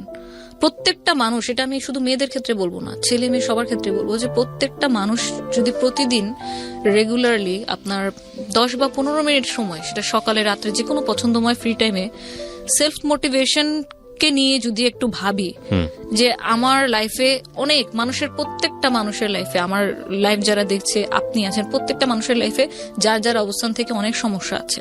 সমস্যা তো থাকবেই, কিন্তু এই সমস্যা যে পরবর্তীতে আরো বাড়বে না এর যেমন কোনো গ্যারান্টি নেই, আমি চেষ্টা করলে সেই সমস্যাটা যে আরো কমাতে পারবো না এরও কিন্তু কোনো গ্যারান্টি নেই। সো চেষ্টা সবসময় থাকতে হবে। আমি যেটা মনে করি, আমি যদি ভাবতাম আমি একটা মেয়ে মানুষ, আমার তেমন কোনো একটা টাকা নাই, আমি করব, আমার কোনো সাপোর্ট নাই, আমি কি করব? মানে আমি কি কারো কাছে জবের জন্য অ্যাপ্লাই করব, না কাউকে যা বলবো যে আমাকে বিজনেস করার জন্য টাকা লোন দেন? আমি এগুলো কোনো কিছুই করিনি। কেন করিনি? কারণ আপনি সবসময় দেখবেন আপনি কোন কাজ করতেছেন, আপনি ওপেন হন, আপনি আপনার ফ্যামিলি, আপনার বাবা মার সাথে আপনি ওপেন হন, তাদের কাছ থেকে কোনো কিচ্ছু লুকাবেন না। বিশ্বাস করেন যে আপনার বাবা মার চেয়ে বড় সাপোর্ট আপনার এই পৃথিবীতে কেউ নাই, সে আপনার যত ঘনিষ্ঠ হোক। আপনি যদি আপনার প্যারেন্টসের কাছে একদম খোলামেলা থাকেন, একটা ওপেন বুক যে আপনাকে পড়তে পারবে, আপনি যে কোনো প্রবলেম তার সাথে শেয়ার করেন, আপনার পার্সোনাল হোক প্রফেশনাল, আপনি বড় একটা সাপোর্ট সেখান থেকে পাবেন। হ্যাঁ, আমি 6 মাস বলতে পারিনি আমার বাবার কাছে, কারণ আমি জানি আমার বাবার মাইন্ডসেট কি। বাট আজকের দিনের ডেটের যদি আমি বলি, আমার চেয়ে বেশি প্রাউড আমার বাবা, কারণ আমি যে জায়গায় আমি কাজ করতেছি, তো এই জায়গায় তো আমি একদিনে চলে আসতে পারবো না। আমি তানিয়া যদি 2010 সালে সেই 22,000 টাকা ইনভেস্টমেন্ট নিয়ে আমি সিনেমাতে যেতাম, আমি হয়তো ক্যান্টনমেন্টে গেট দিয়ে ঢুকতে পারতাম না। আমার পরিচয় কি? এখন আমি যে কোনো গেট দিয়ে আমার access allow, even not only Dhaka cantonment, আমি ঢাকার বাইরে অনেক ক্যান্টনমেন্টে কাজ করতেছি। তো এই জিনিসগুলো কিন্তু ধাপে ধাপে আসে। আপনার যে কোনো প্রফেশন বলেন, এটা জব সেক্টর হোক, বিজনেস হোক, আপনাকে অবশ্যই আপনার ধারাবাহিকতা থাকতে হবে, আপনার কাজের, আপনার ক্রিয়েটিভিটির। আপনি সবসময় চেষ্টা করবেন আমি যেটা করব অনেস্ট ওয়েতে করব, আমার 100% আমি দিব। আপনার কোনো একটা ভুল হয়ে গেছে, আপনার ফ্যামিলিকে জানান, আপনার ক্লায়েন্টকে জানান, আপনার যে কাজ করছে তাকে সহযোগীকে জানান যে আমার এই ব্যাপারটা ভুলে গেছে, তুমি এটা ঠিক করে নিও। কখনো মানে আমি নিজে যেটা ফিল করি যে আমি কখনো কোনো ভুল করে সরি বলতে আমি এক জায়গায় 100 বার সরি বলতে রাজি আছি, কিন্তু আমার যেখানে ভুল নাই সেখানে যদি কেউ আমাকে ব্লেম করে আমি যথাসাধ্য চেষ্টা করবো তার ভুলটা কিভাবে ভাঙানো যায়। আমি দ্বন্দ্বে যেতে রাজি না। দেখুন দিন দিন জিনিসগুলো অনেক কমপ্লিকেটেড হয়ে যাচ্ছে, মানুষগুলো খুব কমপ্লিকেটেড হয়ে যাচ্ছে, কেউ কোনো জিনিস ইজিলি নিতে পারতেছি না। ও আমাকে এটা কেন বললো না, ওর তো এটা বলার কোনো রাইট নাই, ওকে আমার লাইফে ইন্টারফেয়ার করার ব্যাপারগুলো খুব বেশি গম্ভীর হয়ে যাচ্ছে। আমরা যদি পজিটিভ এনার্জি গুলো শুধু নেই মানুষের কাছ থেকে, নেগেটিভ এনার্জি গুলো যদি না নেই, এমনিতেই আপনার লাইফটা অনেক স্মুথ হয়ে যাবে। আমি এই জায়গাটা থেকে শেষ করতে চাই প্রিয় দর্শক এবং শ্রোতা, যে খুব চমৎকার একজন মানুষ, আমি তাকে ব্যক্তিগতভাবে অনেক পছন্দ করি, মুফতি মেনক। ওনার একটা খুব চমৎকার কথা ছিল, সেটা হলো যে লাইফ ইজ টু শর্ট, মানে জীবনটা এত স্বল্প সময়ের জন্য আমরা বেঁচে থাকি পৃথিবীতে। এই স্বল্প সময়ে আপনি ভালো জিনিস করে, ভালো জিনিস নিয়ে, ভালো জিনিস চর্চা করেই শেষ করতে পারবেন না। মানে পৃথিবীতে এত ভালো জিনিস আছে, সেখানে আপনি খারাপ জিনিস কেন নেবেন, খারাপ জিনিস কেন আপনার কাছে চলে আসবে? তবে এটা ঠিক যে life is a composite of all things. আপনি চাইলেই মানে শুধুমাত্র ভালো জিনিস দিয়ে আপনার পুরো দুনিয়াটা গড়ে, মানে আপনার পৃথিবীটা গড়ে নেবেন, এটা সম্ভব না। অনেক সময় না চাইতেও অনেক খারাপ জিনিস আমাদের মধ্যে চলে আসে, বাট সেটাকে ট্যাকল করা, ধৈর্য ধরে সেটাকে ফাইট করা, ধৈর্য ধরে সেটাকে ওভারকাম করা, সেটা আমাদের জায়গাটা থেকে আমরা করতে পারি। তার জ্বলন্ত উদাহরণ হচ্ছে আজকের তানিয়া। আমি থ্যাংক ইউ জানাই, অন্তর থেকে ধন্যবাদ জানাই। যখন আমি বসছিলাম আপনার সঙ্গে, আমি অসংখ্য মানুষকে ইন্টারভিউ করেছি। আমার লাইফের যদি বলেন অ্যাচিভমেন্ট বলেন, আমি অনেক মানুষের গল্প শুনেছি, এটাই আমার অ্যাচিভমেন্ট। এর বাইরে আসলে আমার তেমন কোনো কাজ নাই। তবে আমার কাছে মনে হয় যে এই কাজগুলো করতে গিয়ে যে একটা মানুষের গল্প ধৈর্য ধরে শোনা, তাকে সেভাবে উপস্থাপন করা, এটাও একটা বড় ধরনের দায়িত্ব। তো সেই জায়গাটা থেকে আমি কখনো কখনো মানুষের হয় কি ফেস দেখি বলে ফেলতে পারি যে না, এই মানুষটার মধ্যে এরকম একটা গল্প লুকিয়ে আছে, এটা কাজের অভিজ্ঞতার জায়গাটা থেকে। তুমি যখন আসছিলাম স্টুডিওতে, তখন আমার কাছে মনে হচ্ছিল যে আমি একটা অনেক চমৎকার একটা গল্প আপনার কাছ থেকে শুনতে যাচ্ছি, বাট সেটা যে এতটা বেশি ইমোশনাল হবে, বিশেষ করে আপনার মায়ের পার্ট পারিনি যতদিন না আমি আরো বড় বড় কোনো কাজ আমি নিয়ে আসতে পারতেছিলাম। কন্টিনিউ আমরা মার্কেটিং করার চেষ্টা করতেছি, কিভাবে আরেকটু ভালো কাজ করা যায়। তো আল্লাহর অশেষ রহমতে দেখা গেছে যে অ্যাটলিস্ট 3 বছর যখন কেটে যায়, আমরা মোটামুটি তখন কিছু টুকটাক কর্পোরেট কাজ করা শুরু করি। যেমন আমরা বসুন্ধরা সিটি শপিং মলে আপনার রমজান মাসে যে 1 মাসের একটা ডেকোরেশন থাকে, আউটডোরে গেট থাকে, এই কাজটা আমরা প্রভিটা গ্রুপের স্পন্সরশিপ নিয়ে ওদের ব্যানারে আমরা ওখানে ডেকোরেশন করি। তখন আমরা রিয়েলাইজ করি কর্পোরেট কাজ কতটুকু ভ্যাস্ট হয়। মানে আপনার বসুন্ধরার সেই অ্যাডমিন লেভেলে গিয়ে ওনাদেরকে প্রপোজাল দেওয়া, এবং তখন যেটা আমরা ফিল করি যে যেটা বললাম যে আমাদের ডকুমেন্ট ছিল না কোনো, ট্রেড লাইসেন্স, টিন সার্টিফিকেট, এই জিনিসগুলা, আমাদের কোম্পানির নামে ব্যাংকে অ্যাকাউন্ট আছে কিনা, এই জিনিসগুলো যখন ভেরিফাই করা শুরু করে, তো তখন দেখা গেল যে এই জায়গা তো আমরা ধরা। তাহলে আমরা এখন যে আমরা কাজ করব, একটু কর্পোরেট লেভেলে ঢুকবো, বড় কোনো কাজ করবো, সেক্ষেত্রে তো আসলে ওরকম পেরে উঠতেছি না। তো আমি পরে স্যারদের সাথে কথা বলে কনভিন্স করলাম যে স্যার, আমরা আসলে সত্যি কথা বলতে কর্পোরেট কাজ আমরা টুকটাক করেছি, বাট এরকম ভ্যাস্ট লেভেলে এখন পর্যন্ত করিনি। আপনি যদি আমাদের কাজের পোর্টফোলিও দেখতে চান, পোর্টফোলিও দিতে পারি। আমরা হয়তো খুব শীঘ্রই এটা আপনি যেটা যেটা ডকুমেন্ট বললেন আমরা করে ফেলবো। তো উনি খুবই সাপোর্টিভ ছিল, ওনার মেয়ের মতো করে আমাদেরকে বুঝালেন যে দেখো তোমরা যেহেতু করতেছো তাহলে প্রফেশনালি করো, জিনিসটাকে এরকম করলে তোমাদের জন্য বেটার হবে, আরো বড় বড় ভালো ভালো কাজ তোমরা নিতে পারবা। কারণ হয়তো আজকে তোমার সাথে আমি কথা বলে কনভিন্স বলে আমি তোমাকে কাজটা দিচ্ছি, আদারওয়াইজ সবাই কিন্তু কর্পোরেট কাজ এভাবে দেয় না, এই ডকুমেন্টগুলো ডিটগুলো লাগে। তো তারপর আমরা কিছু কর্পোরেট কাজ করার পর যখন দেখলাম যে না, কর্পোরেট কাজ করার পরে বাসার মানে মতিগতি কিছুটা হলেও আস্তে আস্তে চেঞ্জ আসতেছে। যখন বললাম যে আমি বসুন্ধরা সিটিতে আছি মিটিং এ, ও আচ্ছা ঠিক আছে ওকে, যখন আব্বু কল দিত, তো যখন বুঝতে পারলাম যে ওনার মাইন্ডসেটটা এরকম যে কোনো অফিসিয়াল এনভায়রনমেন্টে কাজ করতে পছন্দ করে, তো উনি চায় ওনার মেয়েও ওরকম কোনো কিছু করুক। কিন্তু এই যে ওয়েডিং পার্টি, বার্থডে পার্টি, এই কাজগুলোকে ওনাকে আমি আর মানে কনভিন্স করতে পারলাম না, সেটা যত বাজেটেরই কাজ হোক না কেন। তো এর মধ্যে যখন ক্লায়েন্টদের সাথে ডিলিংস গুলো আমার পার্টনার করে যাচ্ছে কন্টিনিউ, এবং আমিও দেখা গেছে যে প্রতিনিয়তই নতুন নতুন কি ডিজাইন করা যায়। কারণ আমার যেটা মাইন্ডসেট ছিল যে আপনি যদি মার্কেটে একটা কম্পিটিটিভ মার্কেটে ঢোকেন, আপনার প্রোডাক্ট যদি ইউনিক না হয় তাহলে ক্লায়েন্ট কিন্তু আপনার কাছ থেকে প্রোডাক্ট নিবে না। কারণ আপনি যেটা দিচ্ছেন ডিসকাউন্টে, এরকম ডিসকাউন্ট তো আরো 10 জন দিচ্ছে, আরো 20 জন দিচ্ছে, কিন্তু ওই 10 জন 20 জনের সাথে আপনার কোন একটা জায়গায় পার্থক্য তো থাকা লাগবে। সো আপনার প্রোডাক্ট বা আপনার ডিজাইনটা যদি ইউনিক না হয়, সেক্ষেত্রে আপনি টিকে থাকতে পারবেন না। আমি কন্টিনিউ ওই ক্রিয়েটিভ লাইনেই মানে আমার সময় দিয়ে যাচ্ছি, সময় ব্যয় করছি। এই দিক থেকে যেটা হলো, আমি আমার পার্টনারকে তো টোটালি 110% আমি ট্রাস্ট করে আসতেছি, কারণ হিসাব কিতাব থেকে শুরু করে সবকিছু ওই দেখতো। ব্যাক স্টেজের কাজগুলো আমি দেখতাম, কিন্তু ফ্রন্টাল ডিলিংস গুলো, ক্লায়েন্টের সাথে অ্যাকাউন্টস এর জিনিসগুলো সব ও দেখছে। 2014 ডিরেক্ট যদি আসি, কারণ এটা কন্টিনিউ হচ্ছে আপনার আফটার 2014 সেম জিনিসই চলে আসছে। Started from 2010। ইয়া, So, আপনি 4 বছর পরের কথা বলছেন। হ্যাঁ, 4 বছর পরে কথা বলছি। এর মধ্যে তো আমার মানে মোটামুটি একটা নাম টাম হয়ে গেছে। আমাদের পেজে অলমোস্ট আপনার 8000 এর উপর লাইক চলে আসছে, এবং সব অর্গানিক লাইক ছিল। আমরা কখনো পেজ প্রমোশনও করিনি, কারণ ডিজিটাল মার্কেটিং কি তখন আমি জানেন না। হ্যাঁ, তো তখন যেটা হলো যে আম্মু সিক হয়ে যায় আপনার 2013 থেকে। আম্মুর ব্রেনের নার্ভ শুকিয়ে গিয়েছিল, আমরা যেটা বুঝতে পারিনি। তো আম্মু সিক হয়ে যাওয়ার কারণে তখন দেখা গেছে যে মানে বাসায়ও সময় দেওয়া লাগতেছে, পাশাপাশি হচ্ছে আবার ইনকাম কিভাবে বাড়ানো যায় সে চিন্তাও। বাসার মেজো মেয়ে, বড় বোনের বিয়ে হয়ে গেছে, ছোট দুজন তো আরো ছোট।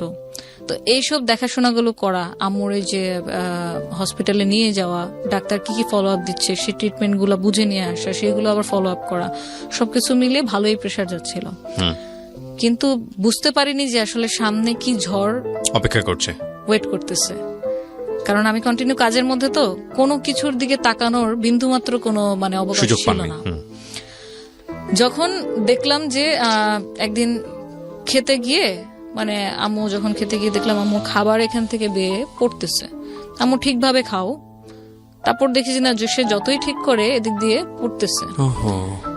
যখন আমরা কোথাও বেড়াতে যেতাম, হাঁটতেছি, আম্মুকে যদি হাত দিয়ে না ধরি তো আম্মু স্টেবল হতে পারে না, তার ব্যালেন্সটা পিছনের দিকে চলে যায়।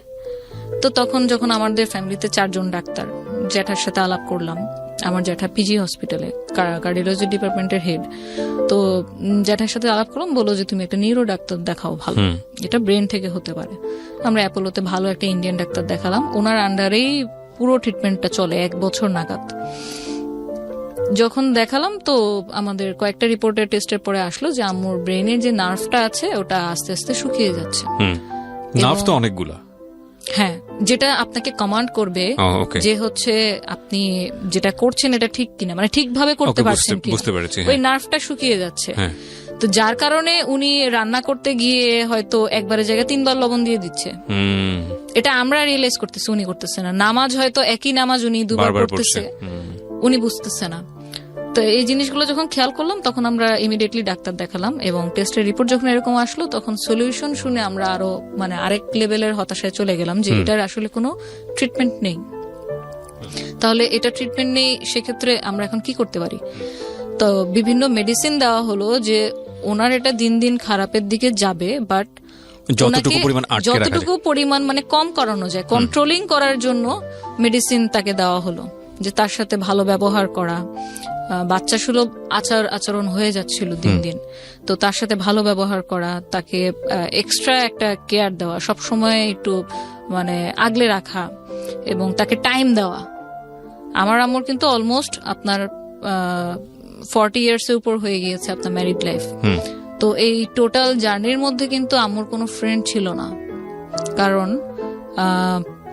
আম্মু খুব কনজারভেটিভ ফ্যামিলি থেকে আসে এবং খুবই ধার্মিক ছিল। উনি ওনার ফ্যামিলি মেম্বারকেই সবচেয়ে আপন মানে সবসময় ভেবে আসছে।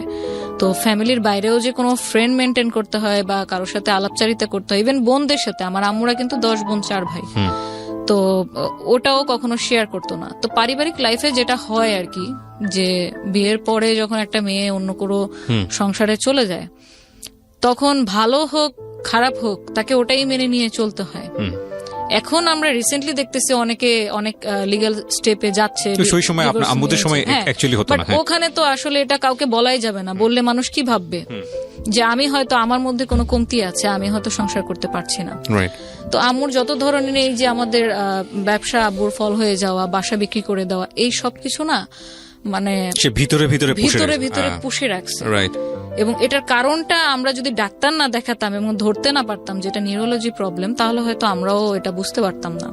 তো যখন ডাক্তারের কাছে যাওয়ার পর ডাক্তার জিজ্ঞেস করলো যে উনি এরকম কেন, আপনার কি নিয়ে কষ্ট? আম্মু খুব সবসময় হাসি মুখে কথা বলতো যে কই কষ্ট, আমার কোনো কষ্ট নেই, ওরা শুধু আমাকে এখানে নিয়ে আসছে।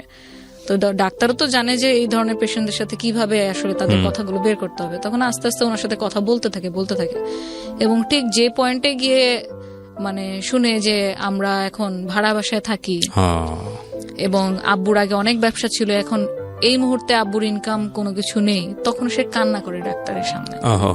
That was the main diagnosis, যেটা উনি কারোর সাথে ইভেন শেয়ারও করতে পারেন, শেয়ারও করেনি কখনো, আমাদের সাথেও করেনি, ইভেন আমার কোনো বোনদের সাথেও। আমরা কি করি যে আমার এখন খারাপ, সাপোজ আমার খারাপ লাগতেছে, আমি আমার ক্লোজ যে পার্সন, সেটা ফ্রেন্ড হোক ফ্যামিলি হোক, আমি তার সাথে শেয়ার করবো, দোস্ত আমার এরকম ভাল লাগতেছে না, কি করা যায়। কোনো সাজেশন, কোনো মানে ডিসিশন, কোনো ধরনের কোনো ফিলিংস সে কোনোদিন কারোর সাথে শেয়ার করে নাই। আমাদের এদিক থেকে গাফলতি ছিল যে আমরা এটা বুঝে উঠতে পারিনি যে আম্মুর সাথে এই ব্যাপারগুলো নিয়েও কথা বলা দরকার। নর্মালি যেরকম বাইরে যাচ্ছি, আম্মু তোমার কি খেতে মন চাইতেছে, তখন তো আমার কিছু কিছু ইনকাম করি, হাতে টাকা আছে, কিছু একটা নিয়ে আসতেছি, সে ওটাতেই খুশি। কিন্তু তার ভিতরে যে এত কিছু চলতেছে, নিজের সাথে যুদ্ধ চলতেছে, এটা আমরা কোনোদিন রিয়েলাইজ করিনি যতক্ষণ পর্যন্ত কোনো সিমটম আমরা নিজের চোখে না দেখি। তো যখন এটা ডায়াগনোসিস করা হলো, তারপর ট্রিটমেন্ট শুরু হলো। এখন উইদিন 3 মান্থ মানে আম্মুর অবস্থা এরকম হয়ে গেল যে টোটালি অন্য মানুষ। সে কখনো কখনো কথা উল্টাপাল্টা বলতেছে, মানে এটা কোনো ভাষার মধ্যে পড়ে না, এমনি জাস্ট উল্টাপাল্টা ল্যাঙ্গুয়েজ বলতেছে, কোনো সেন্টেন্সের মধ্যে পড়ে না। মনে হচ্ছে যেন সে অলৌকিক কোনো কিছুর সাথে কথা বলতেছে, কিন্তু অ্যাকচুয়ালি রুমে শুধু আমরাই। কোনো কিছু দিয়ে তাকে থামানো বা তার কাছ থেকে কোনো অ্যান্সার বের করা, এরকম কোনো কিছুই আমরা পারতেছিলাম না। অলমোস্ট 8 মান্থ আপনার এভাবেই চলতে থাকে। নিজেকে অনেক হার্ট করতে করতে দেখা গেছে এখান দিয়ে আপনার ব্লিডিং হচ্ছে। সো 24 আওয়ার্স অবজারভেশনে রাখতে হতো কাউকে না কাউকে। তখন যখন দেখলাম যে আপনার মানে প্রতিদিনই অবস্থা খারাপের দিকে যাচ্ছে, ভালো তো হচ্ছেই না। বাথরুম সে কোনো কন্ট্রোল নাই। বাথরুমের কন্ট্রোল প্রায় আপনার মানে 8 মাস পরে গিয়ে টোটালি আউট অফ কন্ট্রোল হয়ে যায়। তখন আমরা যে আপনার অ্যাডাল্ট যে ডাইপার আছে আমরা সেটা ইউজ করা শুরু করি। তো তার জন্য একটা মেড রাখা হয়েছিল।